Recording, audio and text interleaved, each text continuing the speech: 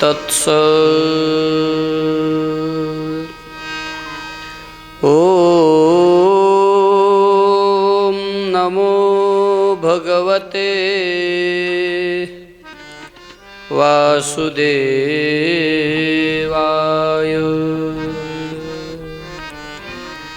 स्वस्ति श्री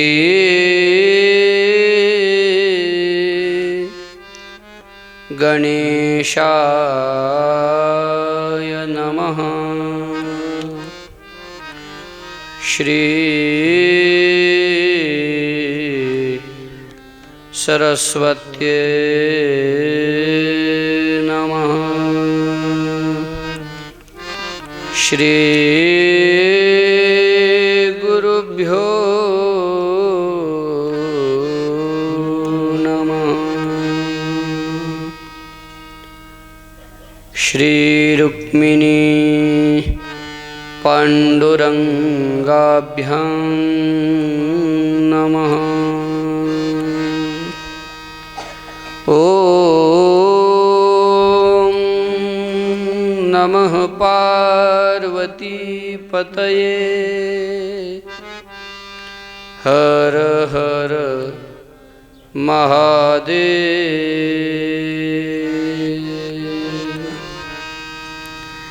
वंशी विभूषितकरान् नवनीरदाभात्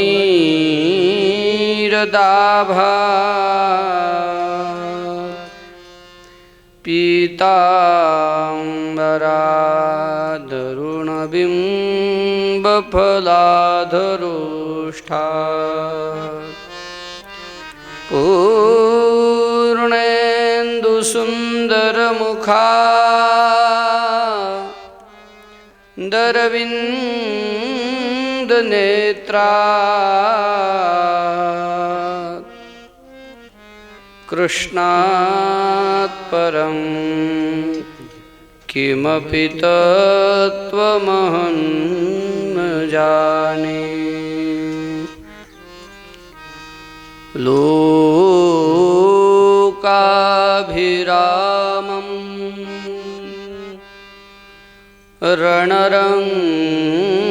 रणरङ्गधीरं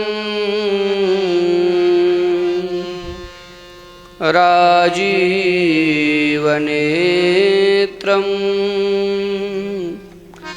रघुवंशनाथं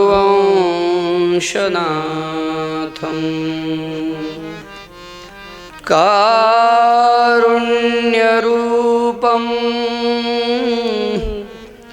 करुणाकरन्तं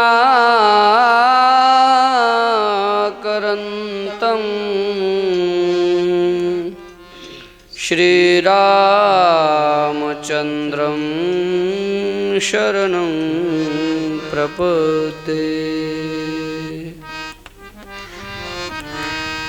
समचरणसरोजं सान्द्रनीलाम्बुदाभं जघननिहितपाणिं मण्डनं मण्डनानां तरुणतुलसीमाला कंधरं कंजनेत्रं सदयधवदहासं विठ्ठलं चिन्तयामि।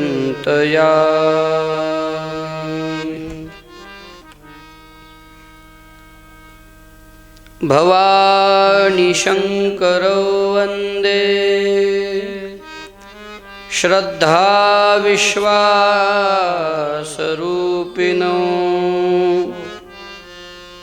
याभ्यां विना न पश्यन्ति सिद्धास्वन्तस्थमीश्वरम्। वर्णानामर्थसङ्घानां रसानां छन्दसामपि मङ्गलानां च करत्तारो वन्दे वाणी विनायको वन्दे नन्दव्रजस्त्रीणां पादरेणुमभीक्ष्णशः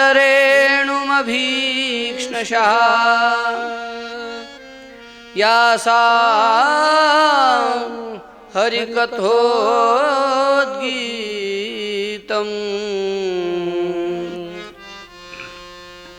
पुनाति भुवनत्रयम् मनोजवं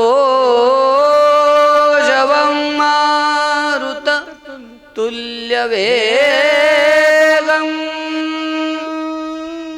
जितेन्द्रियं बुद्धिमतां वरिष्ठं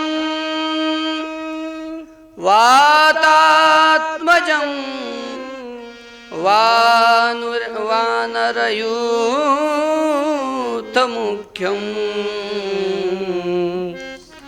श्रीरामदूतं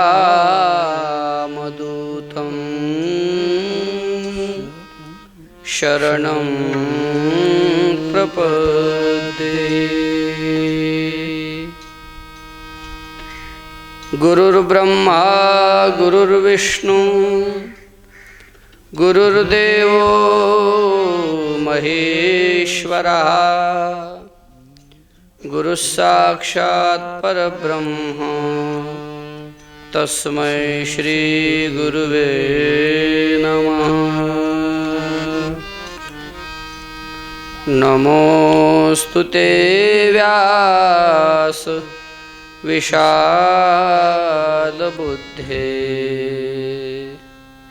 फुल्लारविन्दा यतपत्रनेत्र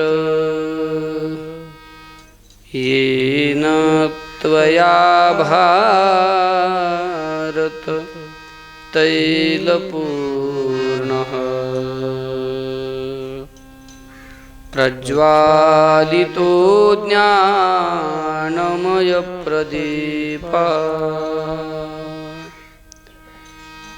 यं प्रव्रजन्तमनुपेतमपेतकृत्यं द्वैपायनो विरहकातराजुहाव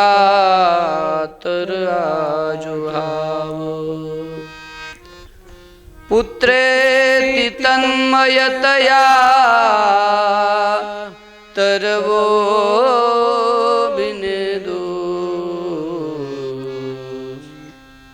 तं सर्वभूतहृदयं मुनिमानतोऽस्मि। अलङ्कापुरी रम्यसिंहासनस्थं पदाम्भोजतेजस्फुरदिक्प्रदेशं विधीन्द्रादिदेवै सदा स्तूयमानम् समाधिस्थमूर्तिं भजे ज्ञानदेवम्।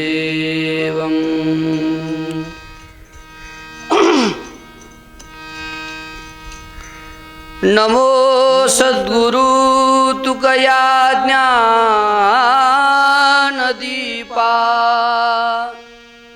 नमो सद्गुरु सच्चिदानन्दरूपा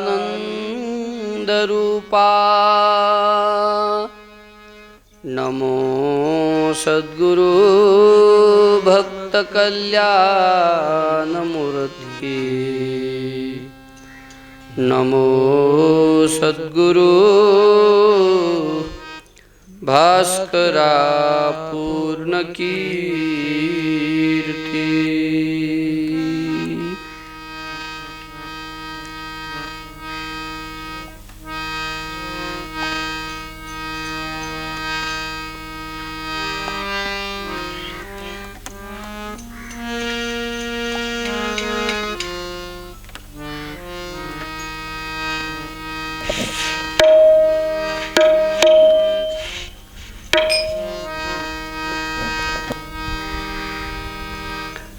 हरे कृष्णा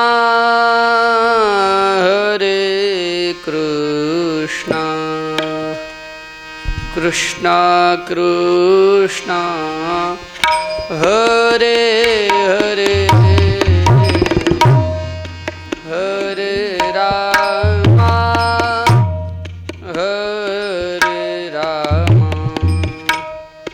राम राम हरे हरे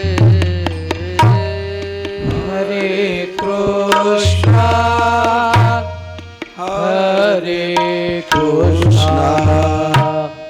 कृष्णा कृष्णा सर्वांनी बोला हरे हरे हरे राम हरे राम राम राम हरे हरे हरे कृष्णा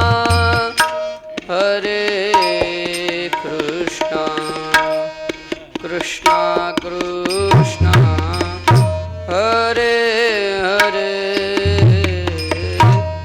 हरे राम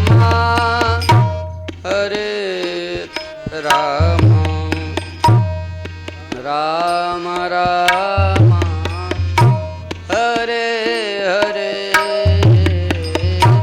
हरे कृष्णा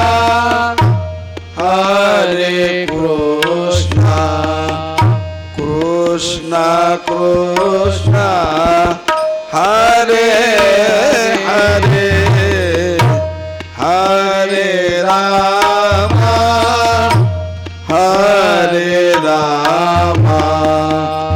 राम राम हरे हरे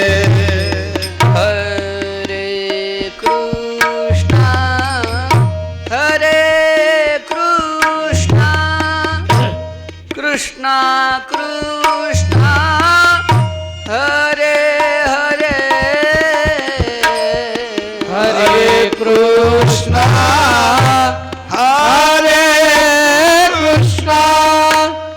कृष्णा कृष्णा हरे हरे हरे राम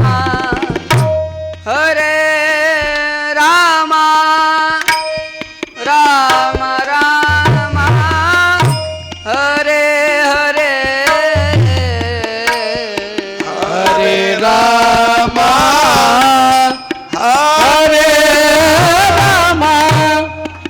राम राम हरे हरे हरे कृष्णा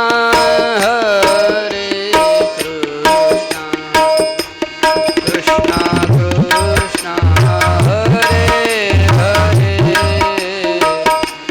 हरे राम राम राम हरे हरे हरे कृष्णा कृष्णा कृष्णा हरे हरे हरे राम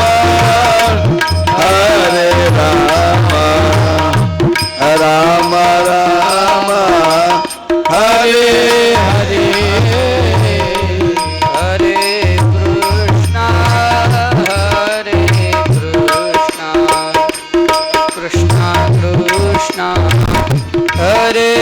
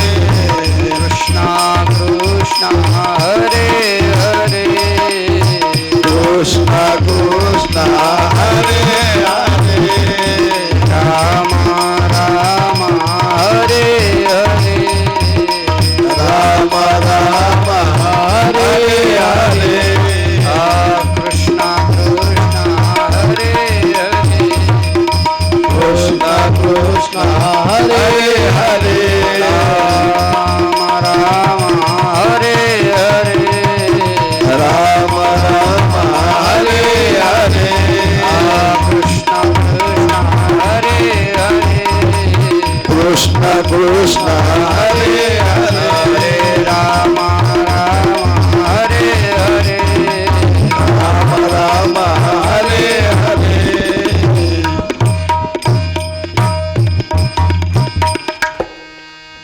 पुंडलीकवरदा हरि विठ्ठल श्री ज्ञानदेव तुकाराम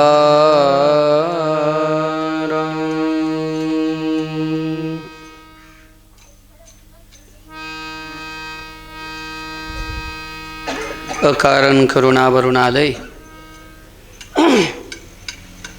भक्तवांछा कल्पतरु अनंत कृपा सिंधू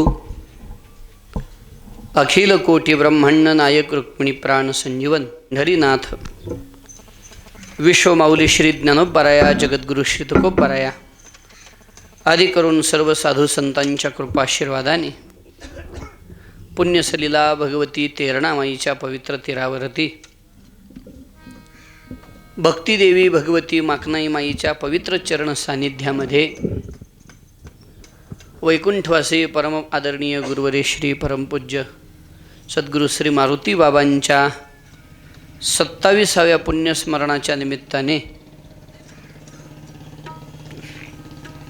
तुम्हा सर्व भाविक सज्जन श्रोते मायबापांच्या उपस्थितीमध्ये सर्व भाविकांच्या सहयोगामधून प्रतिवर्षाप्रमाणे याही वर्षी संपन्न होत असलेला हा आपल्या माकनी नगरीतील आपल्या या आश्रमातील अखंड हरिनाम सप्ताह सोहळा आणि या सप्ताह सोहळ्यामधील आजची ही कथा प्रारंभाची प्रथम दिवसाची सेवा प्रभुचरणी समर्पित करत असताना प्रथमतः व्यासपीठावरून तुम्हा सर्व श्रोते सज्जनांना रामकृष्ण हरी.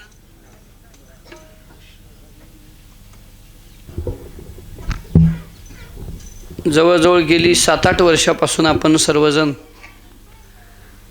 भागवताची ही पवित्र कथा या उत्सवामध्ये श्रवण करतो आहोत. खरं पाहता आपली कथेचा कालावधी आणि शुकाचार्यांनी परीक्षिताला जी भागवत सांगितलेलं आहे तो कालावधी एकच आहे. भाद्रपद शुद्ध नवमी ते भाद्रपद पौर्णिमा या वेळेमध्ये शुकाचार्यांनी परीक्षिताला भागवत सांगितलं. म्हणून आपल्याकडं भागवत सप्ताह म्हणतो बघा आपण याला. पंढरपुरामध्ये चातुर्मासाला राहणारी जी मंडळी आहेत ती या कालावधीमध्ये भागवताचं पारायण करतात का? कारण हा शुकाचार्यांनी परीक्षिताला भागवत सांगितलेला कालावधी आहे आणि तोच पुण्यपर्व काळ आपल्याला दरवर्षी लाभतो. त्यामुळे आपण हा भागवत कथेचा अट्टाहास दरवर्षी करतो. शुकाचार्यांनी परीक्षिताला भागवत सांगून परीक्षित 7 दिवसात उद्धरून गेला. ते पुढं कालावधी आलेले आहेत भागवत महात्म्यामध्ये. गोकर्णाने धुंदुकारीसाठी केलेलं भागवत कुठल्या काळामध्ये झालं, त्यानंतर सनकादिकांच्या समोर सनकादिकांनी नारदांच्या समोर जे भागवत सांगितलं ते कुठल्या कालामध्ये झालं, तो कालावधी आणि शुकाचार्यांनी परीक्षिताला भागवत सांगितलेला कालावधी, अशा सगळ्या नवमीलाच प्रारंभ आहे. आणि इथं आपलीसुद्धा कथा खऱ्या अर्थानं उद्या भागवत सप्ताहाला प्रारंभ होतो आहे. म्हणजे उद्यापासून आपल्या भागवताला म्हणजे भागवत सप्ताहाला प्रारंभ होतो आणि आपली कथा आज प्रारंभ झालेली आहे. आज आपण जेवढं पुढं सरकता येईल तेवढं सरकून उद्या शुकाचार्य परीक्षिताच्या संवादाला प्रारंभ करता येईल का याचा थोडासा प्रयत्न करणार आहोत. कारण अनायास तो कालावधी सापडतो आहे. म्हणून दरवर्षी 3ऱ्या दिवशी नवमी येते. यावर्षी जरा 2ऱ्या दिवशी आलेली आहे. त्यामुळे थोडंसं प्रस्तावनेत वेळ न घालवता अगदी धावत्या वेगामध्ये प्रस्तावनेचा विचार करून डायरेक्ट भागवत महात्म्याला आपल्याला प्रारंभ करायचा आहे. जी कथा आपण इथं 7 दिवस इथून पुढं श्रवण करणार आहोत, ती कथा ही सामान्य कथा नाही. जीवनातल्या आपल्या व्यवहारातल्या प्रत्येक प्रश्नाचं उत्तर म्हणजे कथा. एका साधूकडून ऐकलेलं वाक्य म्हणजे जीवनातल्या सर्व व्यथा जिथं म्हणजे जिथं निवांत होतील ते स्थान म्हणजे कथा आहे. फक्त कथा तशी ऐकली पाहिजे. तशी म्हणजे एक एक चरित्र या कथेमधलं तुम्हा आम्हा सर्वांना एक आदर्श आहे. आणि आदर्श समजूनच ही कथा खऱ्या अर्थानं ऐकली पाहिजे. बऱ्याच वेळेला आपल्याकडून असं होतं, त्यावेळेला तसं झालं म्हणून ऐकतो आपण. पण सनातन वाङ्मय म्हणजे हे काहीतरी इतिहास सांगणारं वाङ्मय आहे असं अजिबात नाही. तर मग सनातन वाङ्मय म्हणजे अखंड आपल्याला मार्गदर्शन करणारं हे वाङ्मय. सदाभवः सनातनः. सदाभवः याचा अर्थ काय आहे? जे अखंड आपल्याला काही ना काही देत राहतं. प्रत्येक कथेतून आपल्याला प्रत्येक काळामध्ये काही ना काही शिकण्यासारखं आहे, असं हे सनातन वाङ्मय आहे. आणि म्हणून या भागवताचं श्रवण आपण केलं पाहिजे. पण भागवताचं श्रवण करण्याआधी व्यास महर्षींनी भागवत महात्म्य 6 अध्यायामध्ये सांगितलेलं आहे. पद्मपुराणातही ती महिमा भागवताची सांगितलेली आहे, स्कंद पुराणातही भागवताची महिमा सांगितलेली आहे. आपण पद्मपुराणांतर्गत असणाऱ्या भागवत महात्म्याचं इथं भागवताच्या प्रारंभाला 6 अध्यायामध्ये महात्म्य सांगितलं. का? एखाद्या वस्तूकडं प्रवेश करण्याआधी त्याची महिमा कळालेली बरी असते. तसं तर आपण आता महिमा वगैरे ह्या सगळ्या गोष्टी गुंडाळून ठेवूनच निघालेलो आहोत. का? सध्या आपलं जीवन म्हणजे कहाँ गए ते कहाँ भी नहीं, क्या लाए कुछ भी नहीं अशा दशेतला आहे. परंतु कुठल्याही कार्याला एक डोळसपणा असणं गरजेचं आहे. ज्या भागवताचा आपण इथून 7 दिवस श्रवण करणार आहोत, ते भागवत, तो भागवत ग्रंथ किती महिमावंत आहे, त्याची किती महिमा आहे, त्याची काय गरिमा आहे, हे समजून घेणं गरजेचं आहे. नाहीतर बऱ्याच वेळेला खूप मोठ्या गोष्टी हाताला लागतात, पण त्याची महिमा न कळाल्यामुळं संधीचं सोनं आपल्याला करून घेता येत नाही. ज्ञानोबारायांनी याला फार गोड दृष्टांत दिलेले आहेत. एका माणसानं हिमालयामध्ये फिरण्यासाठी गेला, मेंढ्या चारीत होता. आणि मेंढ्या चारता चारता त्याला एक असा काळा काहीतरी दगड दिसला. काहीतरी या दगडात विशेष आहे असं समजून त्यानं तो दगड घेतला आणि गळ्यामध्ये बांधला. पण तो दगड सामान्य नव्हता, तो परीस होता. परीस. आता परीस त्याला प्राप्त झाला, पण त्याची महिमा कळाली नसल्यामुळे त्यानं काय केलं? घरात आल्यानंतर पलंगाला लावावं, दरवाजाला लावावं, खिडकीला लावावं आणि त्या पटकन आपल्या घरात असलेल्या सगळ्या लोखंडाच्या वस्तूचं सोनं करून घ्यावं की नाही. पण त्याला महिमा कळाली नाही म्हणून आपल्या गळ्यात बांधला, गळ्यात. आणि मग हिवाळ्याचे दिवस सुरू झाले की हिमालयातल्या लोकांचा नियम आहे, मेंढ्या चारत चारत चारत चारत ते पुन्हा पठारावर येतात, पृष्ठभागावर येतात थोडक्यात बोलायचं झालं. आणि पठारावरती आले आणि पठारावरती आल्यानंतर एका नदीच्या वाळवंटामध्ये मेंढ्या काठावर चरायला सोडलेल्यानं वाळवंटात बसलेला आणि त्याला एक शिंपला दिसला. शिंपला. आणि शिंपला हा चमकतो उन्हामध्ये. त्याला वाटलं काहीतरी चमकायची वस्तू आहे. हे काय म्हणलं, उगं काळा दगड गळ्यात बांधलं. काढला गळ्यातला तो काळा दगड म्हणजे परीस, दिला नदीत टाकून आणि शिंपला उचलला आणि गळ्यात घातला. का? ही जरा चमकत आहे, ती चमकना गेलंय म्हणून. ज्ञानोबाराय वर्णन करतात. का तोडीला परेसो बांधिला गळा शुक्तिका लाभे. शुक्तिकेच्या अर्थात शुक्तिका म्हणजे शिंपला. शिंपल्याच्या अपेक्षेनं, चमकण्याच्या अपेक्षेनं परीस टाकून दिला आणि शिंपला गळ्यात बांधला. परीसाची महिमा नाही का हो? पण महिमा त्याला काय झाली नाही, कळाली नाही. आणि एखाद्या गोष्टीतली महिमा नाही कळाली की वस्तू प्राप्त होणे, त्याच्याविषयी आदर निर्माण होत नाही. तुम्हा आम्हाला संत भेटले नाहीत का? भेटलेत की. मग का कळाले नाहीत? महिमा माहिती नसल्यामुळे त्याबद्दल आदर निर्माण झाला नाही. इतिहास साक्षी आहे. जेवढे म्हणून संत या इह लोकामध्ये झाले त्या सर्व संतांची समाजाकडून अवहेलना झाली आहे. असा कुठलाही संतांचा अपवाद नाही की ज्यांची अवहेलना समाजाकडून झाली नाही. संतच म्हणून नव्हे, असे कितीतरी महापुरुष होऊन गेले, त्या महापुरुषांची सुद्धा अवहेलना आपल्याकडून झाली की नाही? का झाली? तर त्यांची महिमा कळाली नाही. युगपुरुष, महापुरुष, तत्ववेत्ते यांची सुद्धा आपल्याकडून अवहेलना झाली. का? महिमा न कळल्याचा हा परिणाम आहे. म्हणून महिमा कळणं अत्यंत गरजेचं आहे. आणि म्हणूनच एक पिशाच्याची उपासना करणारा मनुष्य होता. पिशाच्य म्हणजे पिशाच्यच, त्याला काय? भूतानी यांती भूतेज्या. भगवंतांनी सुद्धा भूतांची उपासना करणाऱ्यांना वर्णन केलेलं आहे गीतेत. याचा अर्थ भूताचे उपासक असतातच.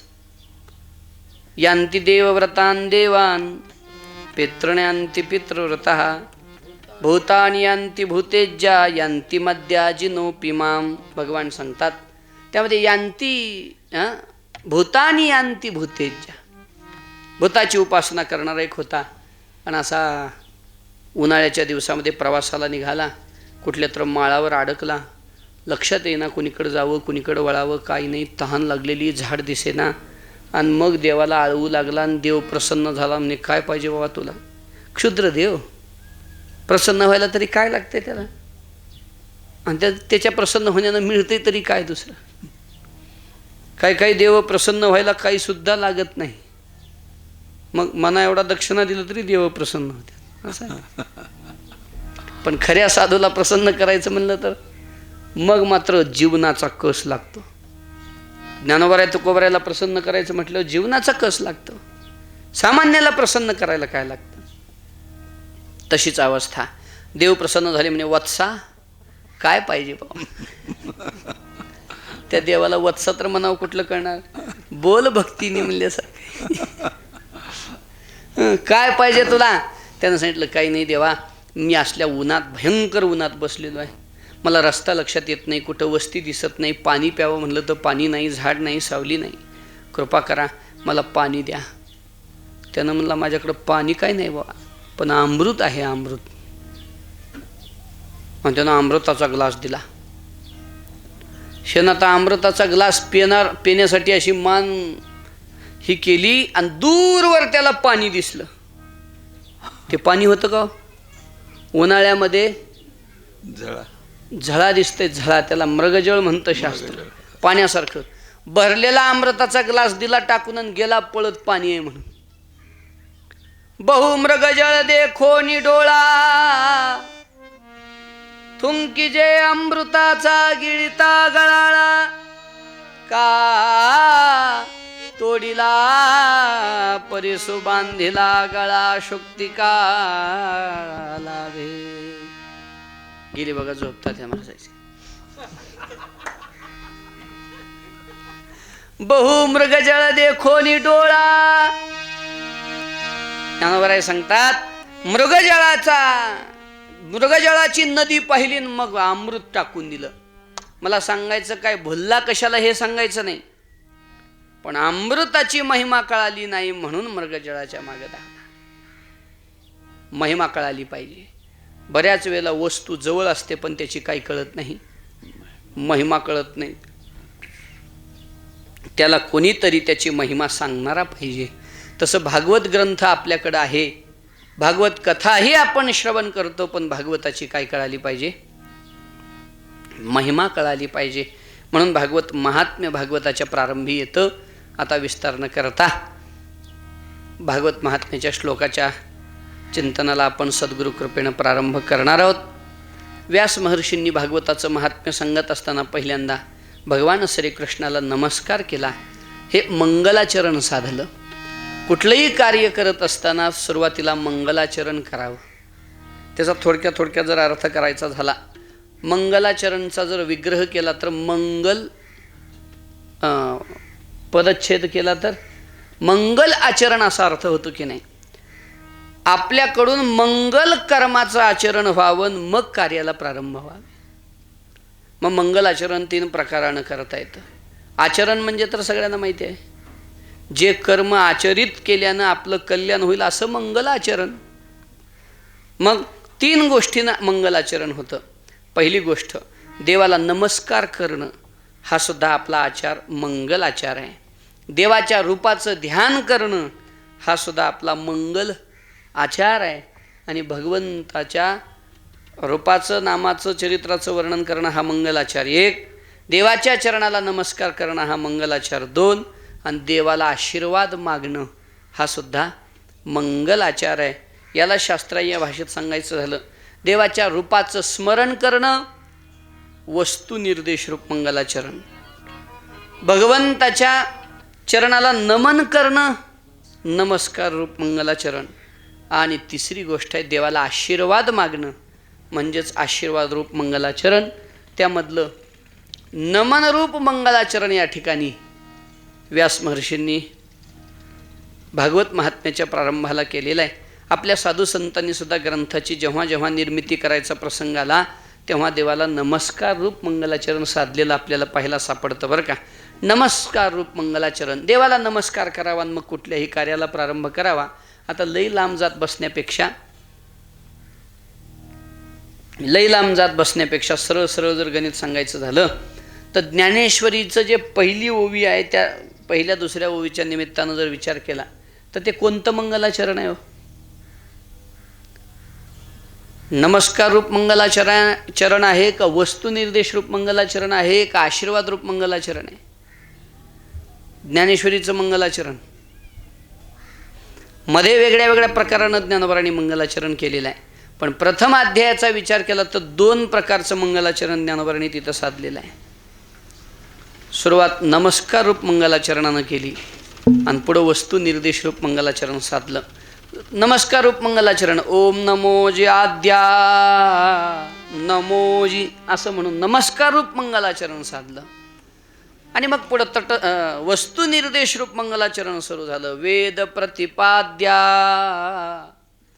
जय जय स्वसंवेद्या आत्मरूपा देवा तूची गणेशो सकलार्थमती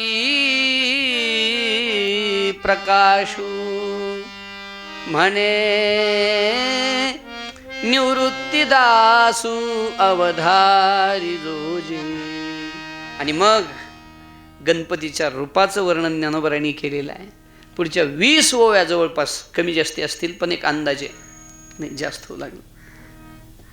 जवळपास 20 ओव्या ज्ञानोबारांनी गणपतीचं स्वरूप सांगितलं.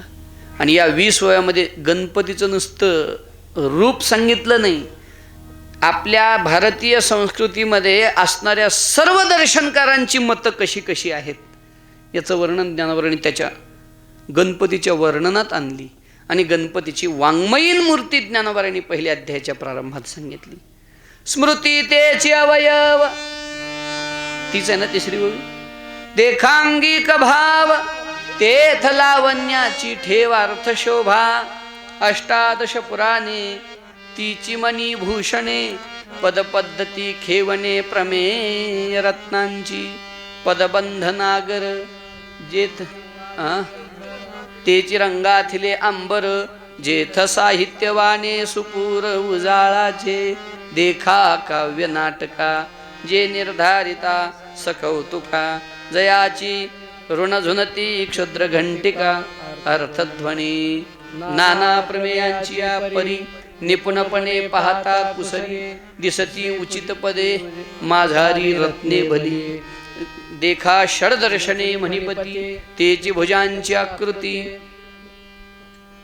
आयुधे हाती नाना विसंवादे धरिती आयुधे हाते. हे जे गणपतीचं केलेलं ज्ञानोबारांनी वर्णन आहे की नाही हे सगळं साहित्यरूप गणपतीचं केलेलं वर्णन आहे. बोलण्याचा अर्थ एवढाच आहे माझा की ज्ञानोबारांनी सुद्धा नमस्कार रूप मंगलाचरणानं ज्ञानेश्वरीचा प्रारंभ केला.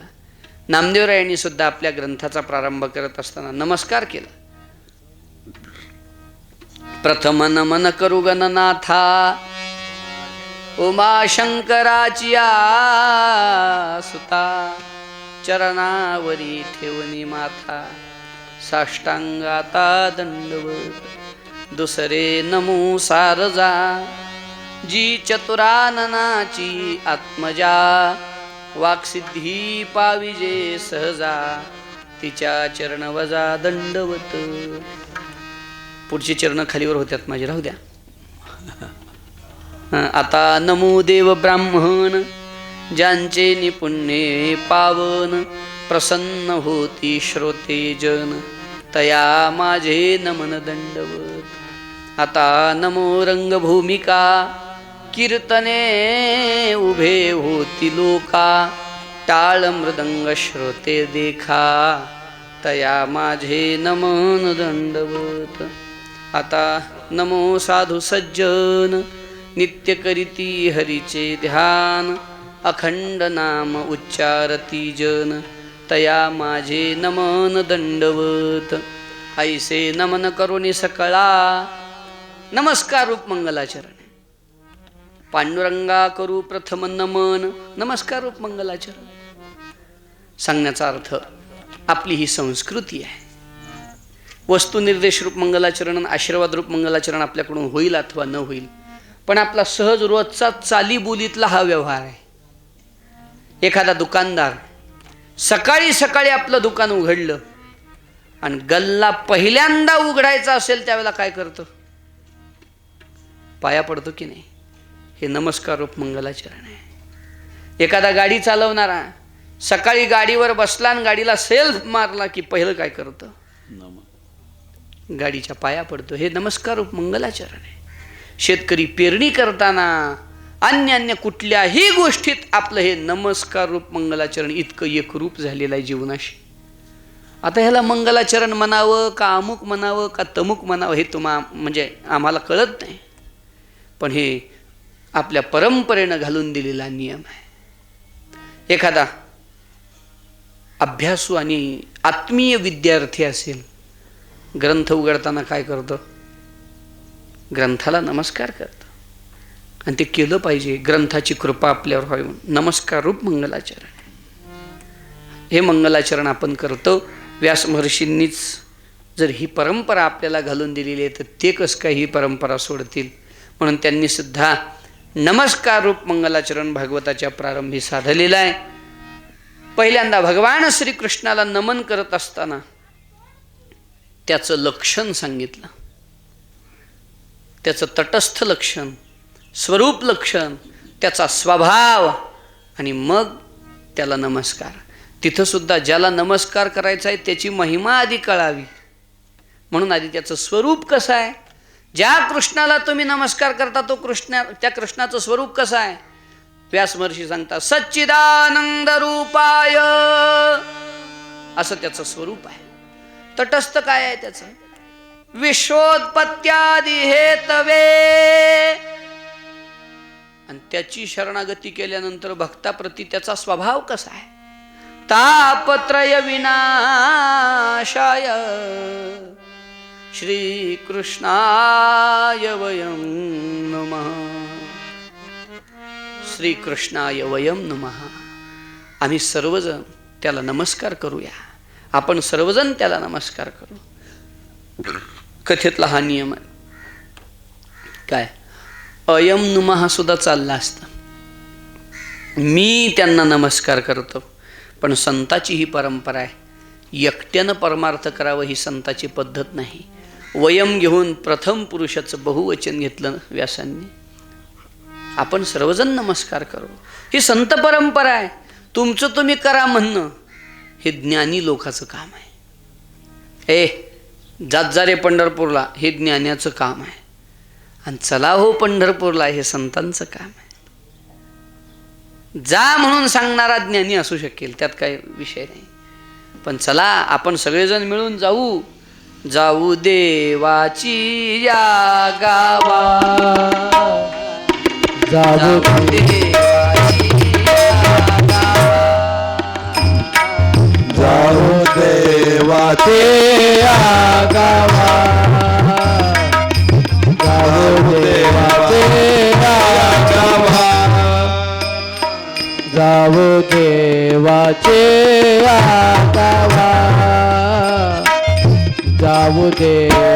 तेरा गावा देवाची या गावा जाऊ देवा या गावा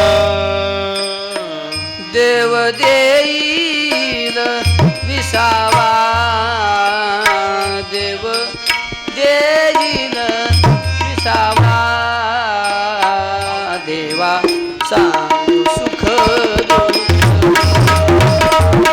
देवा सांगू सुख दुःख सुख दुःख देवा सांगू देव देईल विसावा देव देईल विसावा देवाचा सुख दुःख देवाचा सुख दुःख देवाचा सुख दुःख देव निवारील भूक देव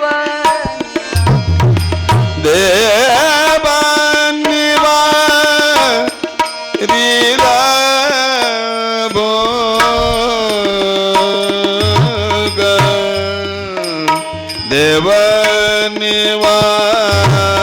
देवानिवारीला भोग देवा देवा देवा निवारीला भोग हरी देवा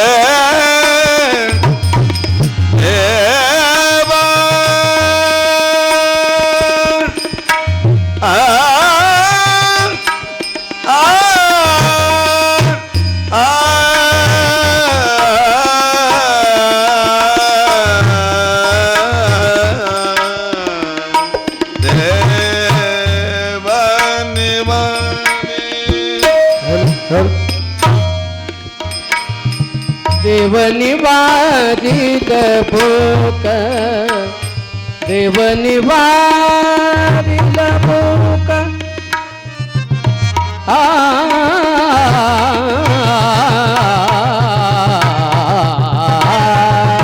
हरी हरी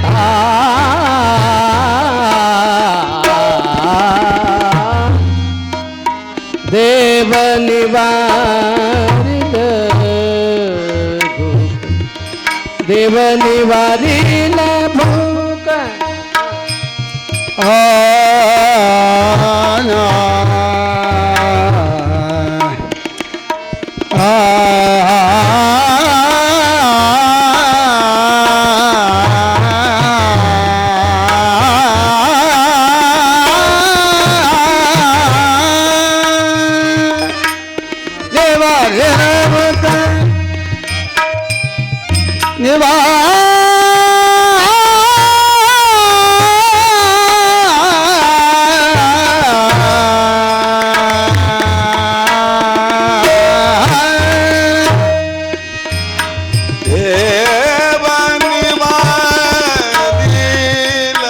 भूक देव निवारील भूक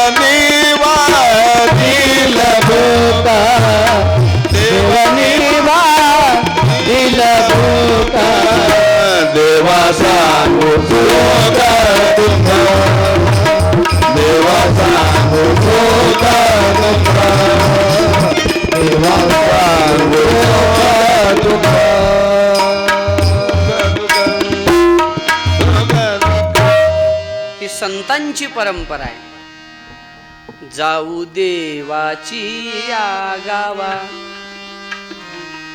जाऊ जा नाही आपण जाऊ, ही संत परंपरा आहे. म्हणून श्रीकृष्णाय अयम नमः नाही, श्रीकृष्णाय वयम नमः. आपण नमस्कार करू देवाला. हे कशासाठी बोललो मी?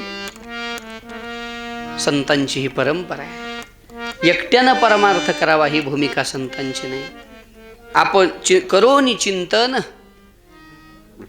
करवी अनिका, तो या झाला लोका नाव जगी, आपतरे त्या की कौन बढाई. ही संत परंपरा. म्हणून नमस्कार करताना आपण सर्वजण नमस्कार करू असं व्यास महर्षी बोलतात. मग ज्या कृष्णाला नमस्कार करायचा आहे तो कृष्ण कसा आहे?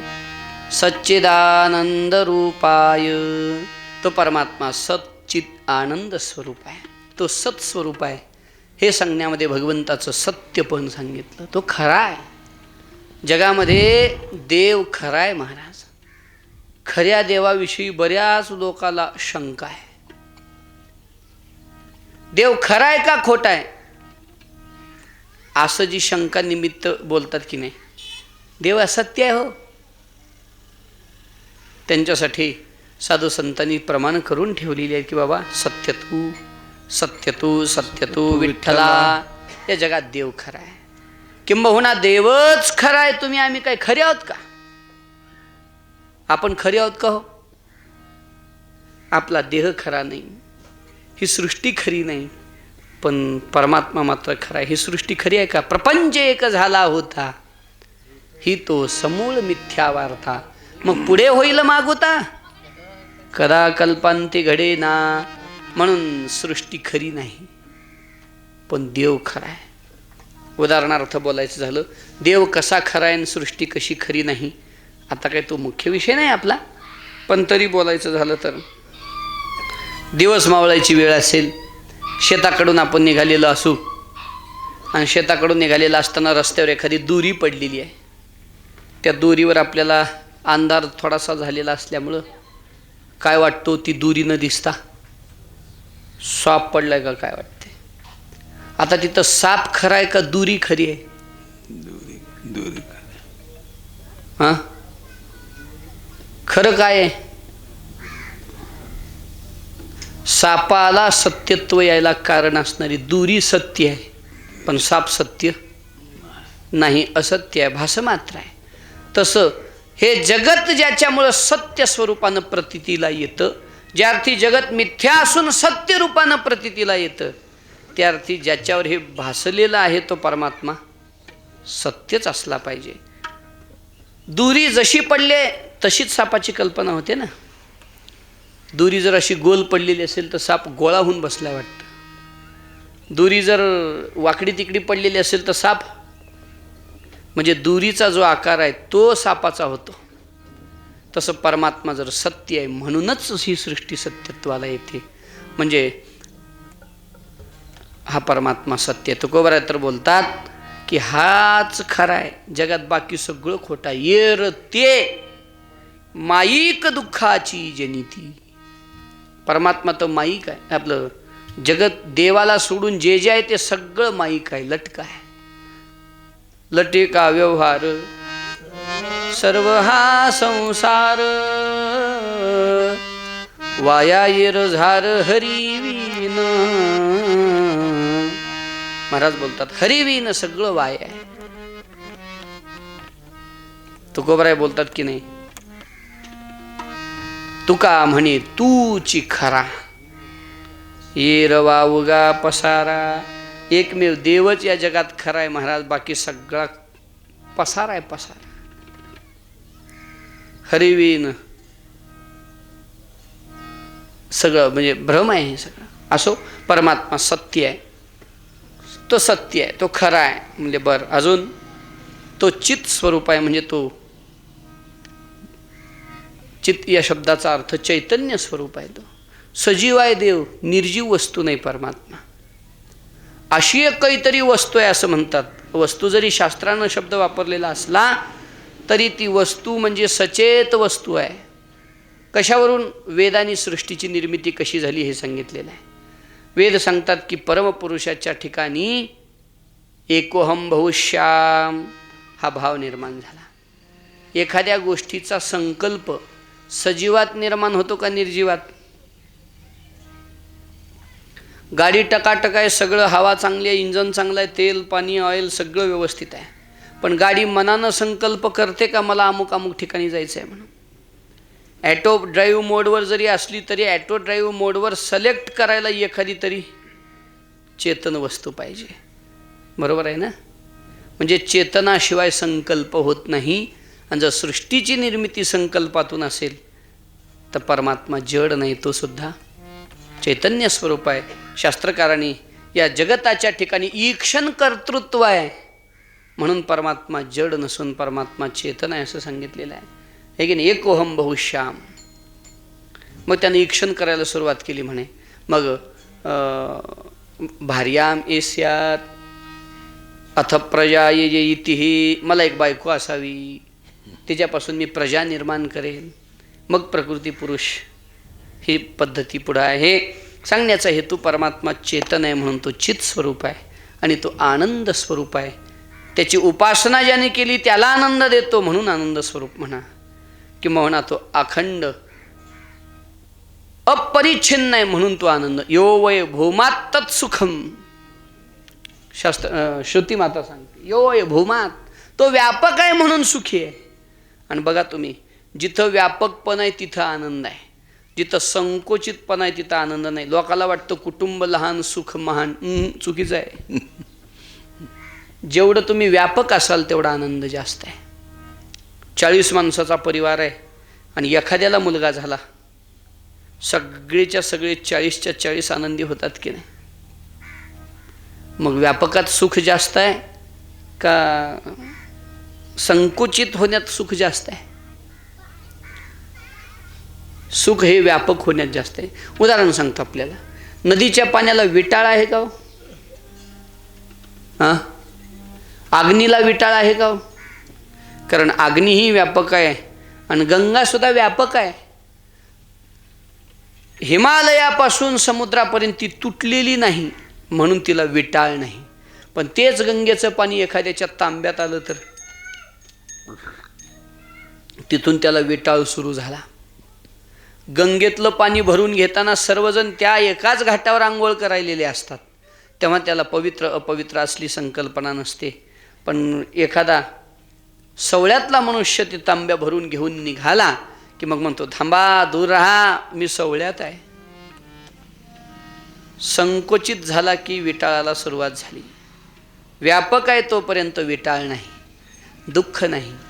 उलट जेवढं व्यापक होईल तेवढा आनंद आहे. परमात्मा व्यापक आहे म्हणून तो आनंद स्वरूप आहे, सच्चिदानंद रूप आहे, तो सत्य आहे, तो सजीव आहे आणि तो आनंद रूप आहे. म्हणून महाराज सांगतात सच्चिद हा परमात्मा विश्वोत्पत्तीचा हेतू आहे. हेतू नाम कारण आहे. याचा जर अर्थ लक्षात घ्यायचा झाला, बोल नका रे बोल नका, याचा जर अर्थ लक्षात घ्यायचा झाला तर या जगत उत्पत्तीचं कारण परमात्मा आहे. कुठल्याही वस्तूला 2 कारण असतात महाराज, एक निमित्त कारण आणि एक उपादान कारण. कुठल्याही कार्याला 2 कारणं. फक्त लक्षात घेण्यासारखा विषय. आपण बोललोय दरवर्षी, आज पहिला दिवस आहे म्हणून चालू आहे आपलं उगं. तर एखादी वस्तू 2 पद्धतीनं निर्माण होते. एक त्याला निर्माण करणारा एक व्यक्ती असतो, त्याच्यामुळं ती वस्तू निर्माण झाली. आणि दुसरी ज्या मटेरियलपासून निर्माण झाली ते मटेरियल एक त्याचं कारण आहे. आता सगळ्याला लक्षात येण्यासाठी मडकं सांगतो. मडकं का? मडक्याचं आपलं नातं लई जवळचं आहे. पाणी प्यायला मडकंच, शेतात मडकं, पुन्हा शेवटला तीच आहे की आपल्याला दुसरं कोण. त्याच्यामुळे मडक्याचं उदाहरण सांगतो. ते काय, मडकं निर्माण करणारा कोण आहे? कुंभारदादा त्याला निर्माण करतं. म्हणजे मडकं निर्माण कुंभारदादामुळं झालं. म्हणून कुंभारदादासुद्धा मडकं निर्माण व्हायला एक कारण आहे, पण निमित्त कारण आहे. का? मातीच नसती तर. म्हणजे 2 कारणं. एक ज्याच्यामुळं निर्माण झालं तो कुंभारदादा एक कारण आहे, त्याला निमित्त कारण म्हणा. आणि ज्याच्यापासून निर्माण झालं ती म्हणजे माती, हे त्याचं उपादान कारण म्हणा.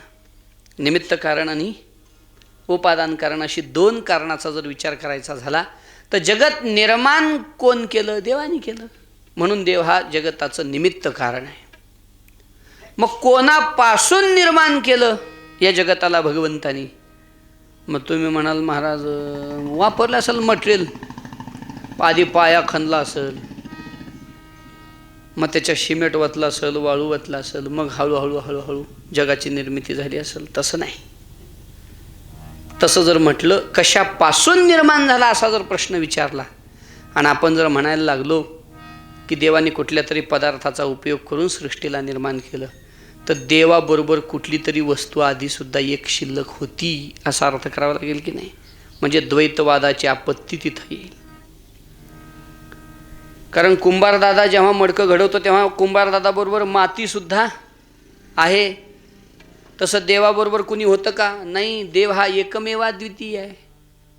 त्याच्यामुळं त्याच्याबरोबर दुसरी कुठली वस्तू नव्हती. परमात्मा एकटाच होता. एकलेन कंठेची म्हणून यायेने, याचा अर्थ काय आहे? एकलेन कंठेची, एकी एकटाची आसोनी एकला. निळवरांची गवळण आहे. सुरुवात काय याची? हां, हीच आहे का सुरुवात? एकी एकटाची आसोनी एकला, विश्वी विश्वाकार होवनिया ठेला, जया परिवो तैसाची गमला.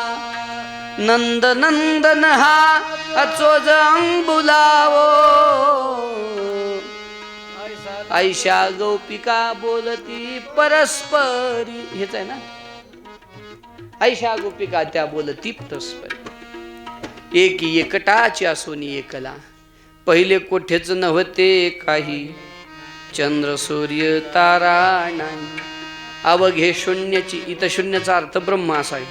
अवघे शून्याची होते पाही, कानोबा तेरे तेरे ते. याचा अर्थ काय? भगवान एकटेच होते पूर्वी. मग एकट्या देवानं सृष्टीची निर्मिती कशी केली? तर त्याचं उत्तर असं आहे की भगवंतानी स्वतःच या जगाचं डिझाईन केलं, पण निर्माण या जगताला करताना स्वतःपासूनच निर्माण केलं. तुम्ही म्हणाल असा कसा दृष्टांत सांगता हो? मग आपलं असं कसं सांगता? देवानीच निर्माण केलं आणि देवापासूनच केलं म्हणजे कशी संगती लावायची याचं उत्तर सांगतो. दत्तप्रभूचे 24 गुरु आहेत. त्यातला एक ऊर्ण नाभी आहे. ऊर्ण नाभी. त्या ऊर्ण नाभीला आपल्या गावठी भाषेत आपण त्याला जाळ्या करणाऱ्या किड्याला काय म्हणतात? घरात जाळ्या करते त्याला कोळी किडा, कोष्ठी किडा पण म्हणतात त्याला. स्पायडर म्हणतात आपल्याकडं. स्पायडरमॅन न, स्पायडर.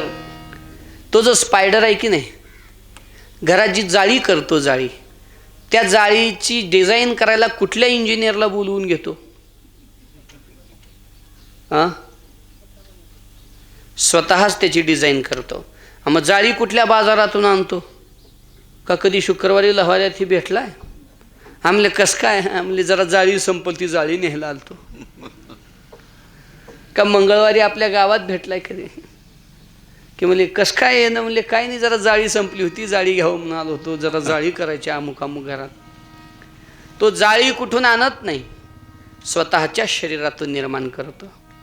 आणि ती जाळी विणायला कोणाला बोलवत नाही, स्वतःच त्याला विणतो. म्हणजे तो त्या जाळीचं अभिन्न निमित्त उपादान कारण आहे. उपादान कारणही तोच, निमित्त कारणही तोच.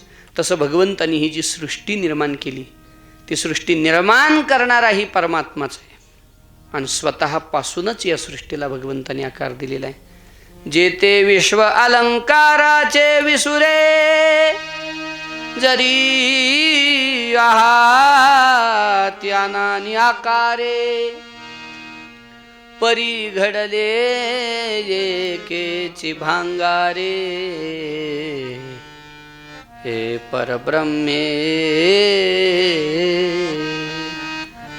याला अजून एक सोपा दृष्टांत सांगायचा झाला, ज्ञानोबारांनी सांगितलेला सांगतो. नाना कल्लोळ परंपरा संतती जैसिया सागरा आम्हानी चराचरा संबंध तैसा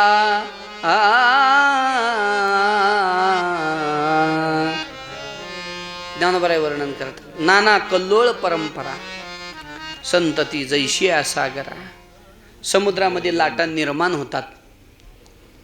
मला जरा सांगा, लाटा निर्माण कुठं होतात? बोला की. समुद्रात म्हणा किंवा पाण्यावर म्हणा, पाण्यावर निर्माण होतात. राहतात कुठं? पाण्यावर. संपतात कुठं? पाण्यावर. संपल्या नंतर जाऊन मिळतात कोणाला? पाण्याला. मग असतात कशाच्या? पण उग वाया नाव आहे, परी हे वारियाची करणी ज्ञानोबराय बोलतात. लाटा निर्माण झाल्या पाण्यावर, राहतात पाण्यावर, संपल्यानंतर जाऊन मिळतात पाण्याला आणि असतातही पाण्यात. आम्हा आणि चराचरा संबंध तैसा चिद्विलास आहे. बरोबर आहे. गुरुजी वेदांती आहेत, त्यांच्या पुढं हा भाग सांगणं जरा तसं हे आहे, पण सांगण्याचा हेतू त्यांना बी आता अलीकडे हीच आवडायली. असो, जसं की पाण्यावर लाट निर्माण झाली, पाण्यावरच राहिली आणि पाण्यातच जाऊन मिसळली, पाण्याशी एकरूप झाली आणि आहे सुद्धा पाणीच, तसं ही सृष्टी निर्माण झाली देवापासून. राहते देवाच्या अधिष्ठानावर, संपल्यानंतर जाऊन प्राप्त होते ही योवशिष्येत सोस्म्यहम भगवंताच्या स्वरूपामध्ये, आणि आहे सुद्धा जग हे परवते सारोनी पाहिजे माते तैसा नोहे उखिती आगवा मीची. या अर्थानं परमात्मा या जगाचं उपादान कारण, या निमित्त कारणही आहे, म्हणून विश्वोत्पत्त्यादी हे तवे. ठीक आहे महाराज, तुमचा देव सच्चिदानंद रूप आहे हे कळलं, जगत उत्पत्तीचं अभिन्न निमित्त उपादान कारण आहे हे कळलं, पण त्याच्या भक्ताप्रती त्याचा स्वभाव कसा आहे? व्यास महर्षी सांगतात, तापत्रय विनाशाय. जे याला शरण गेले त्यांच्या जीवनातल्या त्रिविध तापाचा नाश करणारा परमात्मा आहे. भक्ताचा त्रिविध ताप देव संपवतो महाराज. त्रिविध तापातून मुक्त करणारं भगवंताचं रूप आहे, नाम आहे. म्हणून त्रिविध तापत्रय विनाशाय, त्रिविध तापातून नाश करणारा, सोडवणारा परमात्मा आहे. त्रिविध ताप म्हणजे काय? जीवनात दुःख यायला ज्या 3 वाटा आहेत, त्या 3 वाटा म्हणजे त्रिविध ताप. दुःख त्रिविध तापाच्या बाहेर जाऊच शकत नाही. का जाते?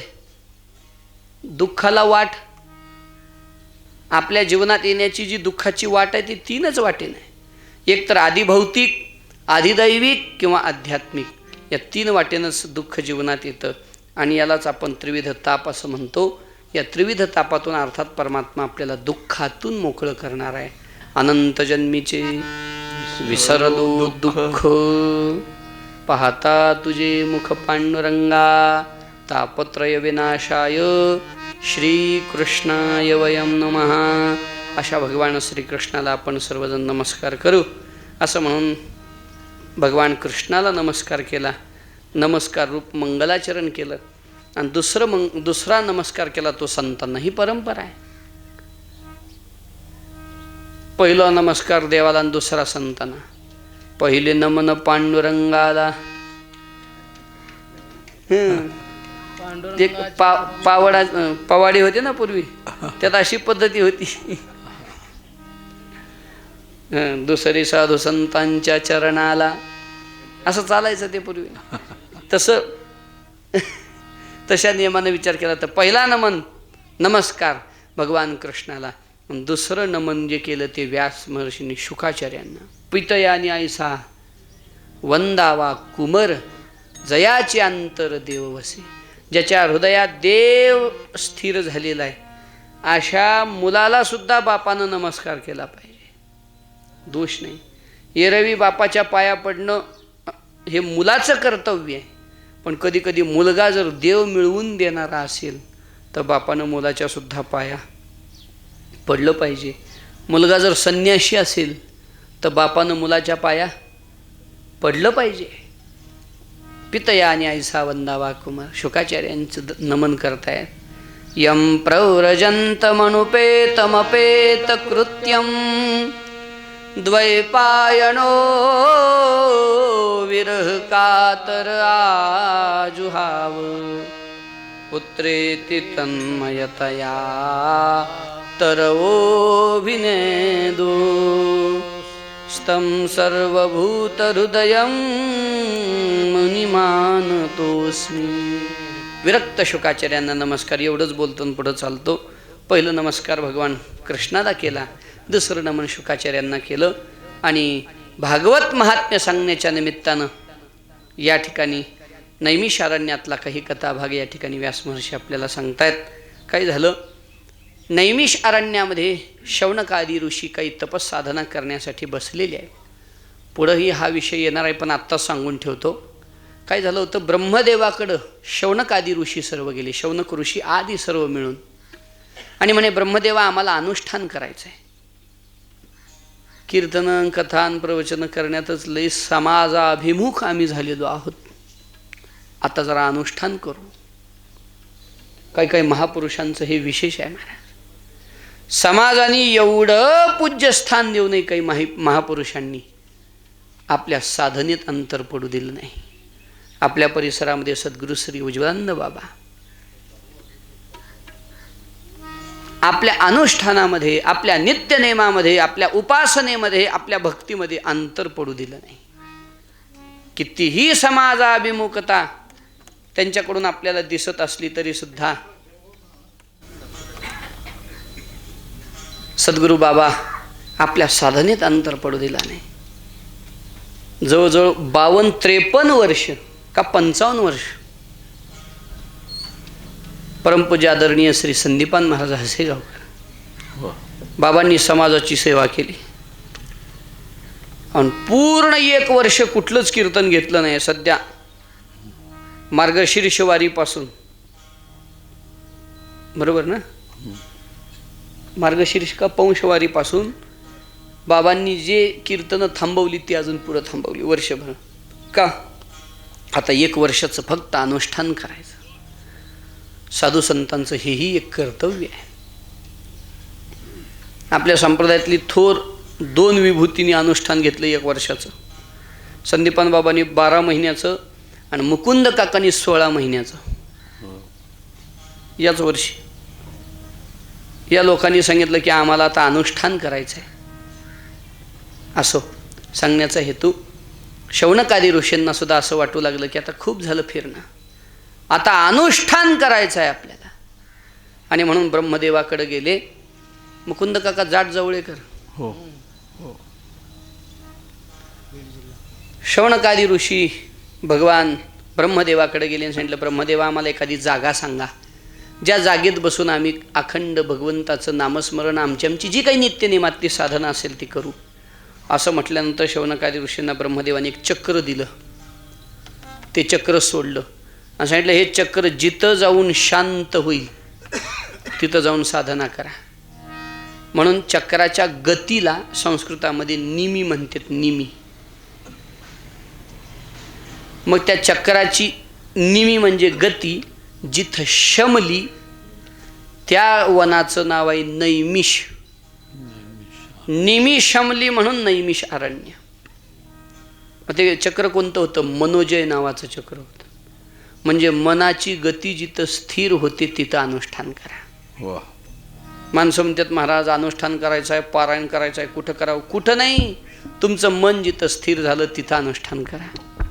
मग गावात स्थिर झालं गावात बसा, नदीच्या काठावर झालं नदीच्या काठावर, शेतात झालं शेतात, जिथं मन चंचलता विसरून शांत होतं त्या ठिकाणी अनुष्ठान केलं पाहिजे. नैमिषादी आपलं शौनकादी ऋषी नैमिषारण्यामध्ये आले. आपली आपली साधना करण्याच्या निमित्तानं अनुष्ठानाची नियमावली प्रत्येकानं स्वतःला घालून घेतली आणि सांगितलं आता अनेक वर्षपर्यंत आपल्याला हीच साधना करायची. पण दुपारच्या सत्रामध्ये वेळ शिल्लक राहू लागला. सकाळच्या सत्रामध्ये जे अनुष्ठानाचे नियम होते ते केले. तुम्ही म्हणाल एवढ्या याच्यात अनुष्ठानाचा नियम सरतो महाराज. असे कितीतरी महापुरुष पाहिलेले आहेत ज्यांचं रोज एक ज्ञानेश्वरीचं पारायण असं अनुष्ठान. सकाळी 11 वाजेपर्यंत पारायण करून निवांत बसायचे. 8 तासात ज्ञानेश्वरी वाचायची. 8 तासात. पहाटे 4ला जर पारायणाला बसले 8 तासात ज्ञानेश्वरी कंप्लीट करायची. 1, 1:30, 2 वाजेपर्यंत पारायण दिवसाचं संपवायचे आणि मग संध्याकाळी निघाले कीर्तनाला. अजून कीर्तन करून यायचे सकाळी उठून लगेच. अर्थात दुपारचं सत्र रिकामं राहू लागलं. साधनेची ती तळमळ आहे. आता ज्याला तळमळ नाही त्याला वगैरे अंगाळत अनुष्ठान करायचं म्हणजे त्याला इळ बी पुरत नाही. पण शहाणी माणसं ती आहेत की जी कधी वेळ पुरला नाही म्हणत नाही. कोणाचं वाक्य आता? हां, अभ्यंकरांचं आहे का? हां, डॉक्टर बाबासाहेब आंबेडकर म्हणायचे की म्हणे शहाणी माणसं मला वेळ पुरला नाही म्हणत नाही. आपल्या भारत देशामध्ये एक जिचकर, डॉक्टर जिचकर होते. 32 उपाध्या त्यांना लागत होत्या नावाला. आणि उपाध्या म्हणजे 10वी पास, पुन्हा 12वी पास, पुन्हा BA असल्या उपाध्या नाही. ज्या सर्व विषयातल्या मास्टरेट होत्या त्या सर्व विषयातल्या 32च्या 32 विषयामध्ये त्यांनी मास्टरेट केली होती. म्हणजे ज्याला करायचं आहे त्याला वेळ खूप आहे. फक्त करण्याची इच्छा पाहिजे, महत्त्वाकांक्षा पाहिजे. नाही तर वयाच्या 85व्या वर्षी सुद्धा महत्त्वाकांक्षी माणसं कशा पद्धतीनं काय काय शासन चालवू शकतात त्याचं दर्शन घडू शकतं आपल्याला. सांगण्याचा हेतू महत्त्वाकांक्षा पाहिजे, महत्त्वाकांक्षा पाहिजे. असो सांगण्याचा हेतू कुठवर आलता आपलं? शौनकादी ऋषींचा वेळ शिल्लक राहू लागला. ते म्हणू लागले की आता दुपारच्या वेळेत काय करायचं बाबा. आणि ते साधू आहेत. आता झालंय सकाळी अनुष्ठानाचा नियम, करा जेवण, पडा लोळत. असलं कसं वामकुक्षी म्हणून एखाद्या वेळेला वामकुक्षी ठीक आहे ना. जेवल्यानंतर डाव्या अडंगावर झोपाव त्याला वामकुक्षी म्हणतात. किती वेळ झोपाव? 3.5-4 तास झोपाव दुपारी. एवढं झोपाव नाही, फार झाले 45 मिनिट झोपाव म्हणे. तशी लई फुरसत असली तर एखादा घंटा झोपाव, त्यापेक्षा जास्त झोपू नये दुपारी. रात्री किती झोपाव? रात्री सुद्धा फार झोपू नये. 5 तास खूप झाली झोप. 6 तास त्यापेक्षा जास्त झाली. मला काय आता जास्त सांगायचं नाही याच्यावर. आम्ही 8 तासवाले आहेत, दुसऱ्याला काय सांगा. पण असो, ते ऋषी आहेत. तू का म्हणे घडी घडीने साधा, एक एक क्षण सार्थक जावा, ही त्यांनी जबाबदारी घेतलेली आहे. दुपारच्या वेळेत बसले, चर्चा करू लागले. आता काय करायचं? ज्याची त्याची अनुष्ठानाची नियमावळी तर सकाळी संपली, आता दुपारून काय करायचं? तर इतक्यामध्ये सूत महाराजांचं तिथं आगमन झालं. सूत महाराज कोण आहेत? हे सुद्धा एक ऋषी आहेत. पण मग सूत का म्हणतात त्यांना? कारण यांचा जन्म थोडा विचित्र आहे. हे कुलीन नाहीत पण शालीन आहेत. जगात 2 प्रकार आहेत. काही माणसं शालीन असतात पण कुलीन नसतात. काही माणसं कुलीन असतात पण शालीन नसतात. म्हणजे काहींचं जीवन पवित्र आहे, जन्म कसाही असेल त्याचं काय असतं. आपल्या वारकरी संप्रदायातलं एक फार मोठं जीवन, परवा ज्यांचं देहावसान झालं, आदरणीय वैकुंठवासी नामदेव आप्पा शामगावकर आप्पा. जीवन शालीन होतं. कुळाचा विचार परमार्थात केला जात नाही. सूत महाराजांचा जन्म वडील एका वर्णातली आणि आई एका वर्णातली असा आहे. पण सर्व ऋषीमुनींनी त्यांना एका उच्च आसनावर बसवलं आणि मग विचारायला सुरुवात केली. मला सांगायचं काय आहे, एखादा विद्वान भक्तिसंपन्न अंतःकरणाचा मनुष्य असेल, त्याची जात बघू नये, त्याचा पंथ बघू नये, त्याचा गंध कसा आहे बघू नये, त्याच्या गळ्यात माळ कोणती आहे बघू नये. तो भक्त आहे ना एवढं बघावं, त्याला शरण जा. हे 5000 वर्षापूर्वीचं भागवत आहे. 5000 वर्षापूर्वीची ही आपली हिंदू संस्कृती आहे. की ज्याच्यामध्ये सूत महाराजाला एका विशिष्ट आसनावर बसवून 88,000 ऋषी खाली बसलेले आहेत. त्यांचा काही जन्म कुली नाही अशातला भाग नाही, पण जीवन पवित्र आहे. म्हणून संप्रदायामध्ये जाती पंथ धर्म या गोष्टीला महत्त्व नाही. इथं महत्त्व आहे ते आपल्या हृदयातली भक्ती, आपल्या हृदयातला भाव, आणि तो भक्तिभाव खऱ्या अर्थानं सूत महाराजांचा पवित्र आहे. हे शुकाचार्यांचे परमशिष्य आहेत. ज्या वेळेला परीक्षिताला शुकाचार्यांनी भागवत सांगितलं त्यावेळेला भागवत ऐकायला सूत महाराज तिथं उपस्थित होते. असे जीवनमुक्त महापुरुष आहेत. त्यांना उच्च आसनावर बसवलं. नैमिषे सुतमासीन मभिवाद्य महामतिम कथामृतरसस्वाद कुशल शौनको ब्रवीत. शौनकादी ऋषी जे देवाची कथा ऐकण्यासाठी अत्यंत कुशल आहेत, चाणाक्ष आहेत, चाणाक्ष श्रोते आहेत, सोते नाहीत, श्रोते आहेत. है की नाही? ऐकत ऐकत तंद्री लागणारे नाहीत, सोते. काय काय माणसं ऐकायलेत का समाधीत आहेत का काय? एक तटस्थ मानसी आणि एक सहजची आळसी, दोन्ही दिसती सारखे. आहे की नाही? असं अत्यंत तटस्थ चाणाक्ष बुद्धीनं देवाची कथा श्रवण करणारे हे महापुरुष आहेत. आणि यांनी सूत महाराजांना विचारलं, महाराज घोर असा कलियुग सुरू झालेला आहे. या घोर कलियुगामध्ये अंतःकरणाला पवित्र करणारी, मन शुद्ध ठेवणं अत्यंत कठीण होत चाललेलं आहे. कारण कलियुगामध्ये पावला पावलाला मनाला दिशाभूल करायला लावणारं चित्र डोळ्याला दिसतंय, कृती डोळ्याला दिसते. लोकांचं बोलणं चालणं पूर्वीच्यापेक्षा किती मोठं अंतर झालेलं आहे हे सगळं दिसू लागलेलं आहे. अशा भयानक कलियुगामध्ये आपली भक्ती करण्यासाठी आपलं मन शुद्ध कसं ठेवावं, त्यासाठी काय केलं पाहिजे? या घोर कलियुगामध्ये विवेक, वैराग्य, ज्ञान यांना आपल्या अंतःकरणात प्रबल ठेवण्यासाठी कलियुगामधला उपाय काय आहे? कुठले कुठले उपाय केले पाहिजे आम्हाला सांगा. असं म्हटल्यानंतर सूत महाराजांनी सांगायला सुरुवात केली, बाबा हा घोर असा कलियुग सुरू झालेला आहे. काल व्याल मुखग्रास त्रास निर्नाश हेतवे. कालव्याल म्हणजे हा कलियुग रूपी सर्प. याच्या मुखामध्ये आपण सर्वजण आहोत. पण याच्यातून वाचायचं असेल तर कसं वाचावं? तर श्रीमद्भागवतम शास्त्रम कलौकीरेन भाषते. खऱ्या अर्थाने या कलियुगामध्ये आपल्याला या कलिकाळाच्या प्रभावातून वाचण्यासाठी एकमेव उपाय आहे, ती म्हणजे देवाची कथा, भागवत कथेचं श्रवण करा बाबा. कारण यतस्माद परम किंचिन मनःशुद्धये न विद्यते जन्मांतरे भवेत् पुण्यम तदा भागवतम लभेत. यतस्माद परम किंचिन मनःशुद्धये न विद्यते. मनशुद्धीसाठी आता या कलियुगामध्ये कुठलं दुसरं साधन प्रभावी राहिलं नाही. देवाची चरित्र कथा श्रवण करावी, अंतःकरण पवित्र झाल्याशिवाय राहत नाही. महाराजांचं सुद्धा प्रमाण आहे, पवित्र होईन चरित्र उच्चारे, पवित्र होईन चरित्र उच्चारे, पवित्र होईन चरित्र उच्चारे, पवित्र होईन चरित्र उच्चारे, पवित्र होईन चरित्र,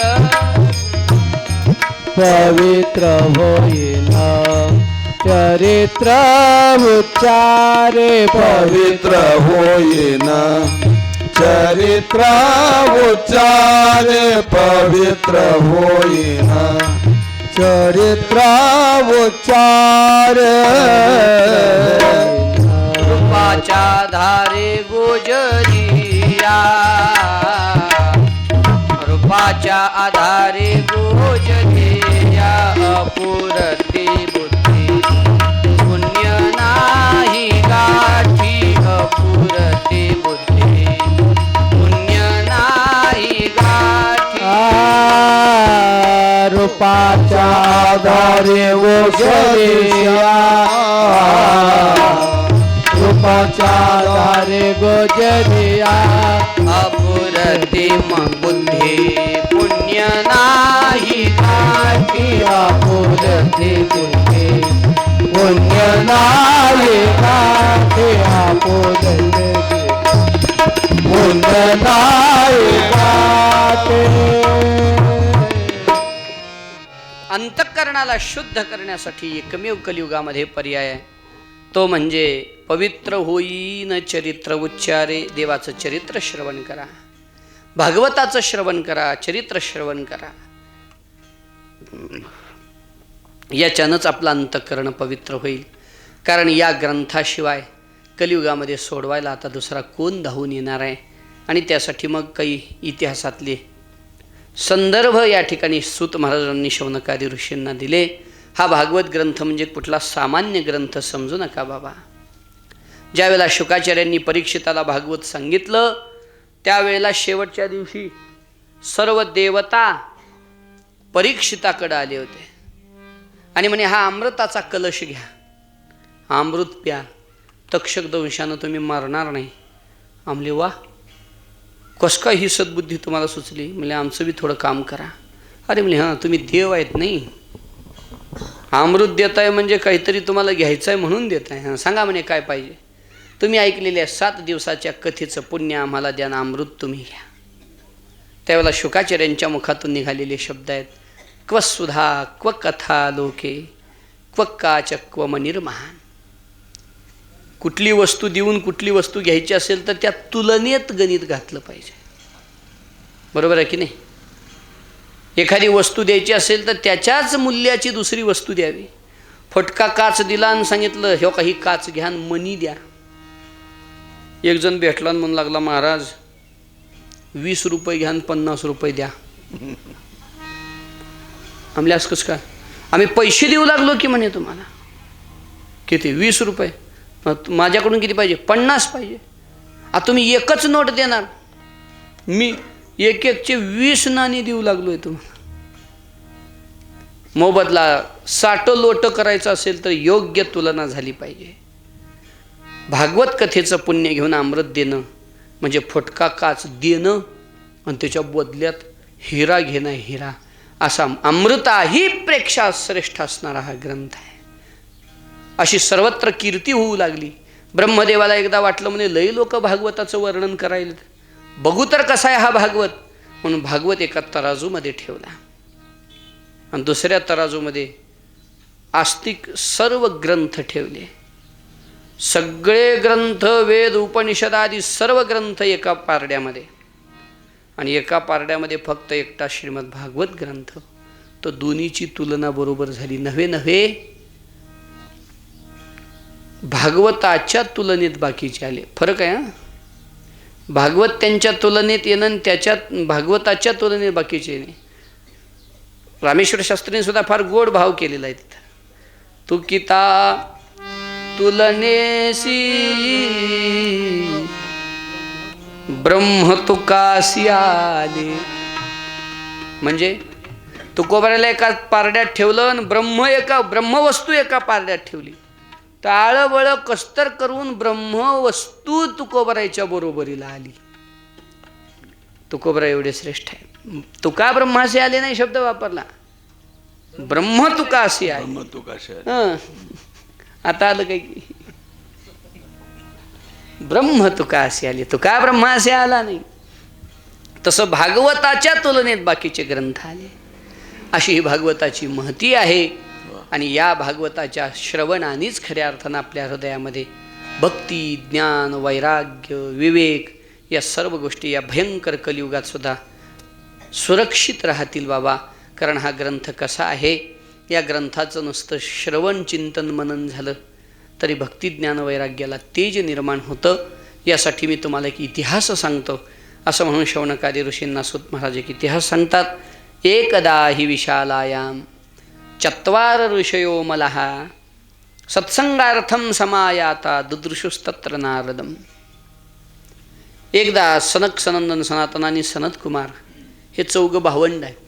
ब्रह्मदेवाचे पुत्र आहेत. हे अखंड प्रभूचं नाम गात गात गात त्रैलोक्यामध्ये त्यांचं विचरण असतं. एकदा त्यांनी विचार केला, वैकुंठात बसून हे होण्यापेक्षा जरा पृथ्वी तलावर जाऊ.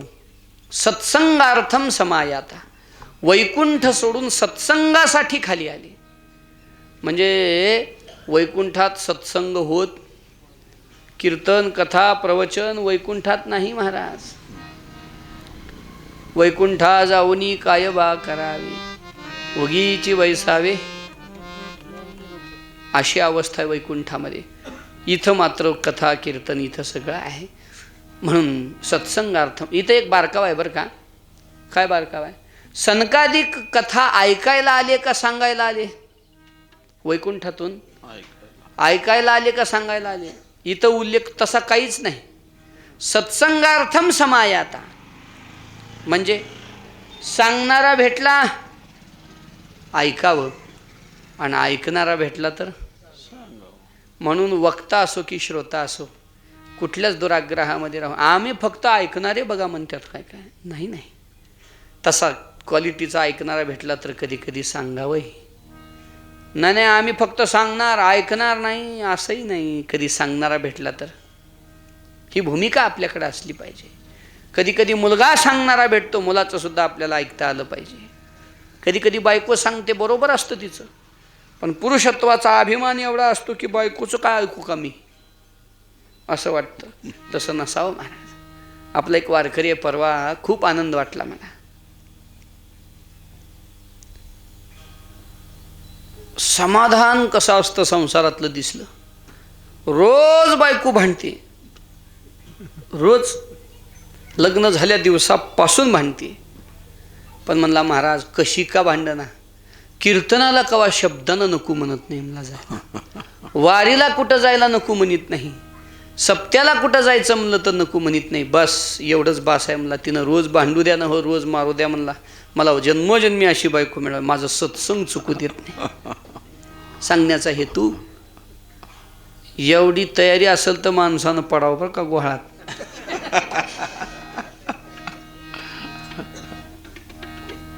रोज भांडते. बरं गावातली लोक म्हणते कशाला राहतो रे तिच्या बरा, लोक म्हणतात. एवढं मिटवून मिटवून लोक कंटाळलेत आता. पण त्यानं म्हणला कधीच मला असं म्हणली नाही की तुम्ही कीर्तनालाच का बरं गेलो, काम सोडून का बरं गेलो, वारीलाच का बरं गेलो. हां, गावात असून काम चुकारपणा माझ्याकडून झाला तर बोलते, वसवस करते, राग करते. पण भजन कीर्तनाला शब्दानं कधी म्हणली नाही एवढं काम पडले आणि कशाला चालला, जायचं जावा म्हणते. बस म्हणजे एवढंच पाहिजे. सांगण्याचा हेतू, सांगणारं भेटलं तर ऐकावं हे सांगायचं आहे. या भूमिकेत असलं पाहिजे. आम्ही अमुक आम्ही तमुक असं म्हणत बसू नये. मला खूप आनंद वाटला त्यांचा. म्हणजे माझ्याशी मिळतं जुळतंय असं नाही ते, पण सांगण्याचा हेतू एवढाच आहे. सत्संगार्थम समायाता, सनकादिक सत्संग घडावा काहीतरी म्हणून आले. सर्वांना खूप प्रसन्नता होती की आता आपण मृत्यू लोकामध्ये भारत देशामध्ये आलोत, कुठंतरी कथा ऐकायला मिळेल, काहीतरी होईल. इतक्यामध्ये बद्रीनाथ क्षेत्रामध्ये ते आलेले असताना नारद समोरून चाललेले दिसले. सनकादिकांनी पाहिलं, म्हणले नारद कसं काय चाललेत बा. पण चाललेत तर चाललेत, इकडं इकडं बघत नाहीत, काही नाही. मग मोठ्यानं देवाचं नामस्मरण नाही, एरवी तर असा अखंड प्रसन्नता असणारा हा महापुरुष आहे, आणि आज असं कसं काय झालं असा विचार करून हेच नारदांच्या समोर गेले. सांगितलं, नारदा कथम ब्रह्मन् दीनमुखम कुतश्चिंतातुरो भवान त्वरितं गम्यते कुत्र कुतश्चागमनं तव. नारदा असा चेहरा उतरलाय तुमचा, काय झालंय तुम्हाला? नेहमी हसत हसवत जगाताला आनंद देणारे तुम्ही, आनंदात राहणारे, आज उदास होऊन का निघालात? काय झाले जरा आम्हाला सांगता का? असं म्हटल्यानंतर नारदांनी सनकादिकाला सांगायला सुरुवात केली. म्हणे, सनकादिक हो, माझं दुःख माझं नाही, पण एक फार मोठं संकट समाजावर येऊ पडलेलं आहे. एखाद्या धनवान पण लोभी माणसाचं धन चोरीला गेल्यानंतर त्याला जसं व्हावं तशी गत माझी झाली. म्हणे, काय झालं? मी या भारत देशामध्ये फिरण्यासाठी आलो होतो, तीर्थयात्रा करावी म्हणून फिरत फिरत निघालो. अहम तू पृथ्वीं यातु ज्ञात्वा सर्वोत्तमामिति पुष्करं च प्रयागं च काशीं गोदावरीं तथा हरिक्षेत्रं कुरुक्षेत्रं श्रीरङ्गं सेतुबन्धनं यवमादिषु तीर्थेषु भ्रममाणयितस्तथा. मी या पृथ्वीवर या भारत देशामध्ये तीर्थयात्रा करावी म्हणून आलो. पुष्कर, प्रयाग, पुष्करम राजस्थानमध्ये, प्रयाग म्हणजे प्रयागराज उत्तर प्रदेश, काशी, गोदावरी म्हणजे नाशिक, हरिक्षेत्र म्हणजे हरिद्वार, कुरुक्षेत्र म्हणजे कुरुक्षेत्र लक्षात येण्यासारखं आहे. अशा अनेक, श्रीरंग म्हणजे श्रीरंगम, सेतुबंधनम म्हणजे रामेश्वरम, अशा अन्य ठिकाणी मी तीर्थयात्रा केली. पण तीर्थयात्रेनं प्रसन्नता वाटायची तर माझं दुःख वाढलं. म्हणजे का? जिथं जाईल तिथं प्रत्येक माणूस पोटासाठी झगडू लागलेला आहे. कोण सत्य बोलत नाही, कोणामध्ये दया राहिली नाही, दान राहिलं नाही, धर्म राहिला नाही, पावित्र्य राहिलं नाही. प्रत्येकजण उदरभरणाच्या मागं लागलेला आहे. हे सत्य आहे. सत्यम नास्ति तपः शौचम दयादानं न विद्यते उदरं भरिनो जीवा वराका कूटभाषिणः. सत्यम नास्ति तपः शौच दयादानं न विद्यते उदरं भरिनो जीवा. प्रत्येकजण उदरभरणाच्या मागे लागलेला आहे. मंदासु मंदमतयो मंदभाग्या ह्युपद्रुतः. मंद लोक जगामध्ये वाढू लागलेले. मंदा सुमंद मतयो, काहींची बुद्धी मंद झाली आहे. मंद म्हणजे आळशी लोक आहेत, काही बुद्धिमंद्य झालेली आहेत. मंद भाग्या, गरीब लोक जगामध्ये दिसू लागले. पाखंड निरतः संतो, पाखंड प्रवृत्तीचे लोक जगामध्ये वाढलेले मला दिसू लागले. विरक्तास परिग्रह, जगात विरक्त म्हणून घेणारे खरे परिग्रही सुरू झाले. संसारिक म्हणून घेणारे कुडात राहतात आणि विरक्त म्हणून घेणाऱ्यांच्या धर्मशाळा 5 स्टार हॉटेलपेक्षा भारी राहतात. आता कोण विरक्त आहे? विरक्तास परिग्रह, सगळं उलटं गणित दिसू लागलं. खोट्या लोकांनी संतपणाचा आव आणून जगाला पिळायला सुरुवात केलेली आहे. तरुणी प्रभुतागे हे शालको बुद्धिदायकः कन्या विक्रयिणो लोभात दंपतीनां च कल्कनम. तरुणी प्रभुतागे हे घराघरात बायकांची सत्ता आली. शालको बुद्धिदायकः, मेहुणे सल्ला देऊ लागले. लोक भावाचा सल्ला घेत नाहीत पण मेहुण्याचा सल्ला घेतला. शालक, श्वशर आणि शालक. श्वशर म्हणजे सासरा. असली मी कलियुगाची अवस्था या जगताची पाहिली. न योगी नैव सिद्धो वा न ज्ञानी न सत्क्रियो नरा. सत्क्रिया करणारे लोक कमी झाले. कोणी योगी राहिला नाही, कोणी सिद्ध राहिला नाही, कोणी ज्ञानी नाही. सत्क्रिया करतात पण सत्क्रिया करण्यामध्ये सुद्धा स्वार्थ लपलेला आहे, असे लोक आहेत. कलिदावानलेनाद्य साधनं भस्मतां गतम. भगवत प्राप्तीची सगळी साधनं कलीच्या भयंकर अशा या दावाग्नीमध्ये जळून भस्म झालेली मी पाहिली. दुःख झालं. जगताची झालेली हानी पाहून तळमळ वाटली. विचार केला, आता प्रसन्न असणारी जागा एकच असू शकेल, ती म्हणजे वृंदावन. नारद वृंदावनामध्ये आले. वृंदावनामध्ये येऊन त्यांनी यमुनेचं स्नान केलं. वृंदावन परिक्रमा करीत होते तेव्हा यमुनेच्या काठावर एक कुठली तरी स्त्री 2 वृद्ध पुरुषांना पुढे झोपवलेला आहे. त्यांना उठवण्याचा प्रयत्न करते. संभवता ती तिची मुलं आहेत की काय असं प्रतीतीला येत होतं. नारदांनी ते दृश्य पाहिलं. कोणाचं तरी दुःख असेल असं म्हणून नारद आता तिथून निघणार. इतक्यात ती देवी पळत आली, मुलगी, आणि नारदांचे पाय धरले. भो भो साधो क्षणम तिष्ठ मच्चिंतामपि नाशय. बाबा थांबा, माझं दुःख निवारण करा. बाई तू कोण आहेस म्हणून नारदांनी त्यांना विचारलं. त्यावेळेला ती सांगू लागली, अहम भक्ती रीती ख्याता, मी भक्ती आहे, भक्ती. म्हणले मग? मी भक्ती देवी, साक्षात भक्ती देवी आहे. हे दोन वृद्ध दिसत असलेली ही माझी मुलं आहेत. एकाचं नाव ज्ञान आणि एकाचं नाव वैराग्य आहे. म्हणजे कलियुगाच्या प्रभावामुळे ज्ञान वैराग्य लोकांच्या मनात राहिलं नाही. पण वृंदावन ही भक्तीची भूमी आहे. आजही वृंदावनात गेलात तर देवावर कितीतरी निष्काम प्रेम करणारे भक्त तिथं दिसतील. वृंदावनात पहाटे जर 4 वाजता रस्त्यावर उभा राहिला तर सगळे परिक्रमा, वृंदावन परिक्रमा करायलेले लोक दिसतात. भाविकांची भूमी आहे ती. पण तिथं वैराग्याला महत्त्व नाही, तिथं ज्ञानाला महत्त्व नाही, तिथं भक्तीला महत्त्व आहे. म्हणून भक्ती तरुण आहे, पण ज्ञान वैराग्य वृद्ध अवस्थेत नारदांनी पाहिले आणि विचारलं, तुझं असं कसं काय झालं हे? तिनं सांगितलं, मी दक्षिण भारतामध्ये माझा जन्म झाला, कर्नाटकात आणि महाराष्ट्रात मी वाढले, पण जशी जशी उत्तर भागामध्ये आले तशी तशी मी क्षीण होत गेले. भक्ती ही काही वस्तू नाही, याचा अर्थ समजून घेतला पाहिजे. की दक्षिण भारतामध्ये आजही बघा तुम्ही किती भक्तिभाव आहे. दक्षिण भारतात जर गेलात तर किती देवावर प्रेम करणारी लोक आहेत, तिकडं भक्ती जास्त आहे, ज्ञान नाही.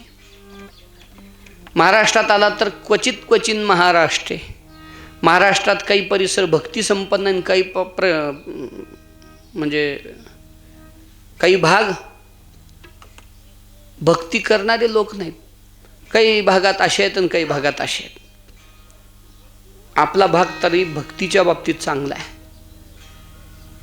मराठवाड्यामध्ये भक्ती नांदते महाराज, भक्तीचा उदय आहे इथं या मराठवाडा भागामध्ये. पश्चिम महाराष्ट्रात गेला तर जरा भक्तीला मग रान कटत नाही तिकडच्या कामाचं आहे. तिथं शेतात राहतात लोक, का उठल्यापासून शेतात काम. तिथं कष्टाला महत्त्व आहे, भक्तीला वगैरे एवढं प्राधान्य नाही. क्वचित महाराष्ट्र.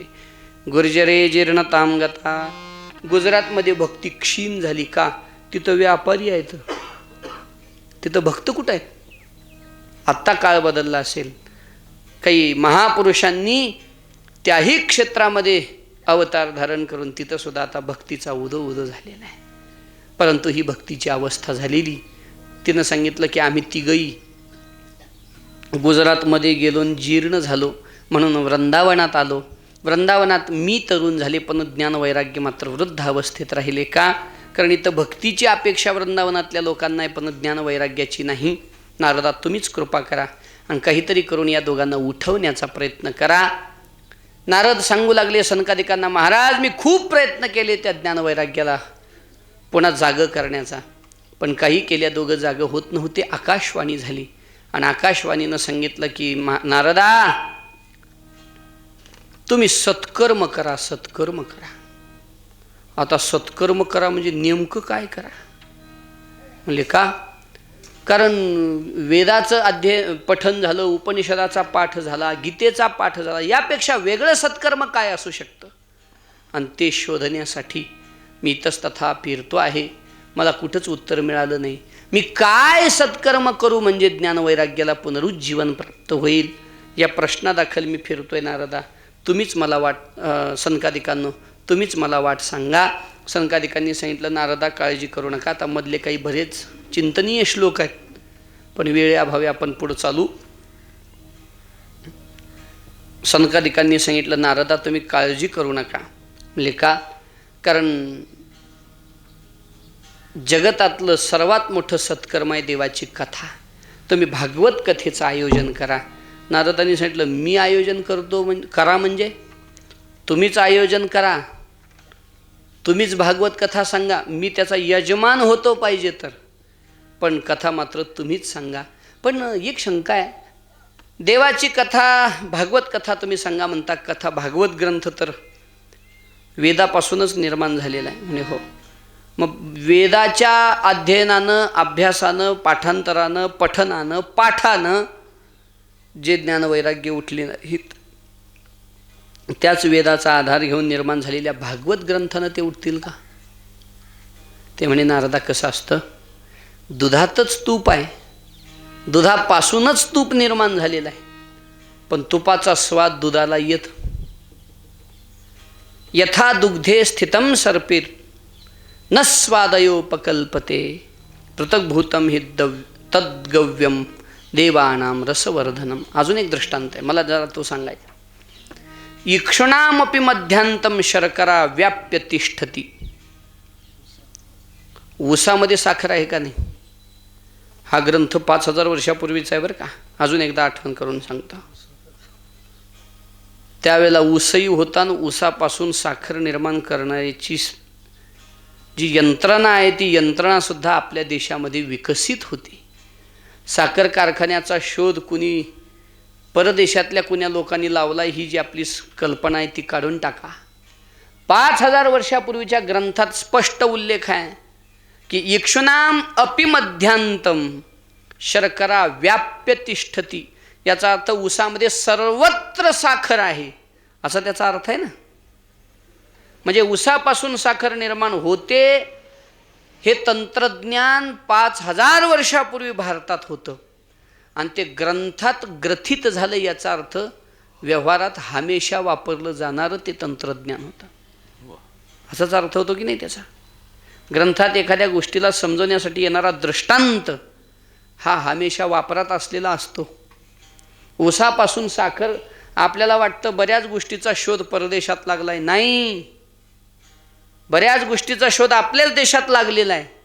आपल्याला ते आपल्या नावावर करून घ्यावं, त्याचं काय ते रजिस्ट्रेशन करावं, हे करावं असलं कळलं नाही. विमान राईट बंधूंनी विमानाचा शोध लावला म्हणून सांगतात गुरुजी आम्हाला. राईट बंधूंनी जर विमानाचा शोध लावला म्हणता तर रामायणात आलेलं पुष्पक विमान कुठून आलं? महाभारतात आलेली विमानं कुठून आली? भागवतात पुढे येणारं कामग नावाचं विमान कुठून आलं? अजून तुकोबारांना घेऊन जाण्यासाठी आलेलं विमान कुठून आलं? जर विमानाचा शोधच राईट बंधूंनी लावलाय तर विमानाची संकल्पना तरी आपल्या साधू संतांमध्ये कुठून आली? मग याचा अर्थ काय आहे? विमानाचा शोध वेदात आहे. कर्नाटकात कुठलं तरी गाव आहे, मी ऐकलंय त्याबद्दल पण मला लक्षात राहिलं नाही व्यवस्थित. एक कुठल्या तरी देवीचं मंदिर आहे, अन्नपूर्णेश्वरीचं. त्या मंदिरामध्ये 3000 वर्षापूर्वीचा एक शिलालेख आहे. त्या शिलालेखावर विमान कसं निर्माण केलं जातं हे कोरलेलं आहे आणि त्यात खाली सांगितलेलं आहे की हे तुम्ही करू नका, त्याच्यानं लोकांच्या मनावर वाईट परिणाम होतो. आकाश जे आहे की नाही हे जर डिस्टर्ब झालं तर आपल्या मनावर त्याचा परिणाम होतो. शांत वातावरणात गेल्यानंतर आणि गोंधळात असल्यानंतर फरक आहे की नाही.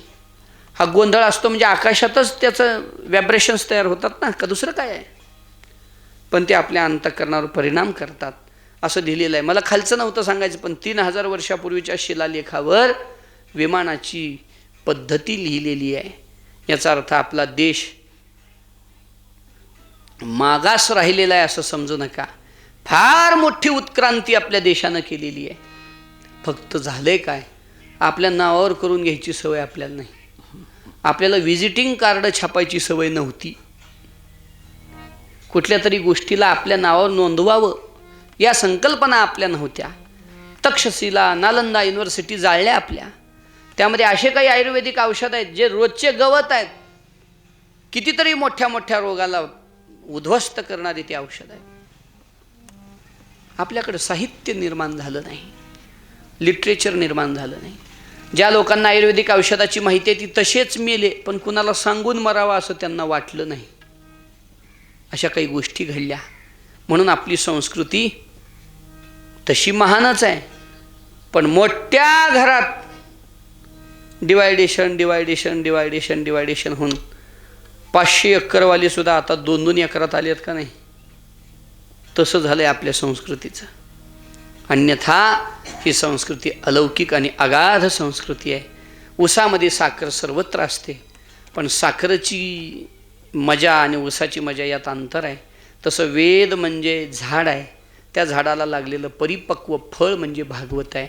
आंब्याच्या झाडाच्या मुळापासूनच येणाऱ्या मूलद्रव्यापासून, घटकापासून आंबा निर्माण जरी होत असला तरी आंब्याची चव फांद्या खाताना येत, तसं भागवत हा भागवत ग्रंथ आहे, हा सर्व शास्त्रांचं सार आहे. वेदरूपी वृक्षाला लागलेलं हे फळ आहे, वेद तरूचे मधुर फळ असा असणारा हा भागवत ग्रंथ आहे. याची माधुर्य भूमिका ही अलौकिक आहे. म्हणून आपण भागवताचं आयोजन करा. पुन्हा पुनरुज्जीवन सर्व ज्ञानवैराग्याला प्राप्त होईल असं नारदांना सनकादिकांनी सांगितलं. नारदांनी सांगितलं तुम्हीच कथा सांगा, मी यजमान होतो. हरिद्वार क्षेत्रामध्ये कथा करण्याचं ठरलं का? सगळ्याला पोचण्यासाठी सोपं म्हणून. हरिद्वारला गंगाद्वार समीपे तू तटम आनंद नामकम, आनंद नावाच्या घाटावरती कथेचं आयोजन झालं. आणि मग कथेचा प्रारंभ होऊ लागला. सर्व ऋषीमुनींना मनातल्या संकल्पानं नारदांनी सर्वांना निरोप दिला, कथेला यायला सांगितलं. कथेचं आयोजन झालं. कसं झालं, काय झालं, काय कथा झाली याचा विचार आपण उद्याला करू. आजची कथा या ठिकाणी पूर्ण करूया, कारण 5:30 वाजू लागलेले आहेत. त्यामुळं आजची कथा या ठिकाणी पूर्ण करत असताना उद्या बरोबर 2 ते 2:30च्या दरम्यान कथेला सर्वांनी प्रारंभ करूया. आज जरा लक्ष्मी असल्यामुळं बऱ्याचशा माता माऊल्यांनाही इच्छा असूनही उपस्थित राहता आलं नाही. उद्या मात्र सर्वांनी वेळेवर उपस्थित होऊया. उद्याची कथा बरोबर वेळेत प्रारंभ होईल. आजची कथा या ठिकाणी पूर्णविराम घेतीये. तत्पूर्वी पवनतनय संकटहरण मंगलमूर्तिरूप राम लखन सीता सहित हृदयी बसहु सुरभूप. आजची कथा या ठिकाणी पूर्णविराम घेते. तत्पूर्वी 1 मिनिट. श्री ज्ञानदेव श्री तुकाराम, श्री ज्ञानदेव श्री तुकाराम, ज्ञानदेव श्री तुकाराम, श्री ज्ञानदेव श्री तुकाराम, श्री ज्ञानदेव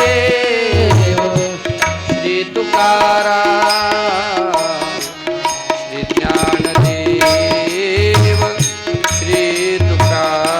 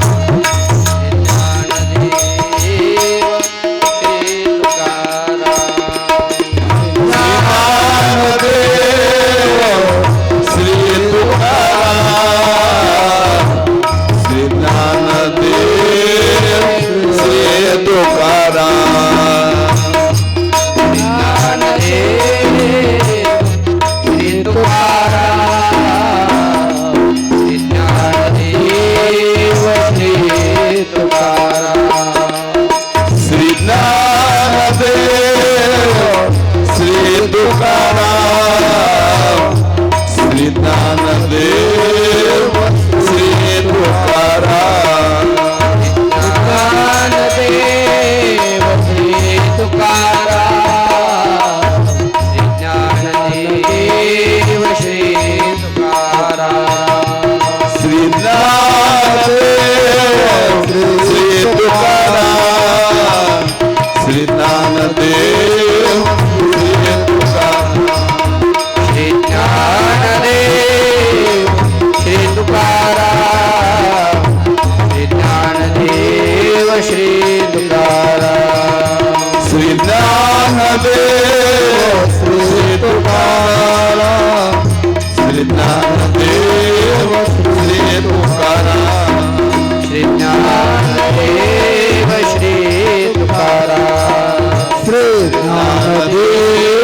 श्री तुकाराम श्री ज्ञानदेव श्री तुकाराम श्री ज्ञानदेव श्री तुकाराम श्री ज्ञानदेव श्री तुकाराम श्री ज्ञानदेव श्री तुकाराम श्री ज्ञानदेव श्री तुकाराम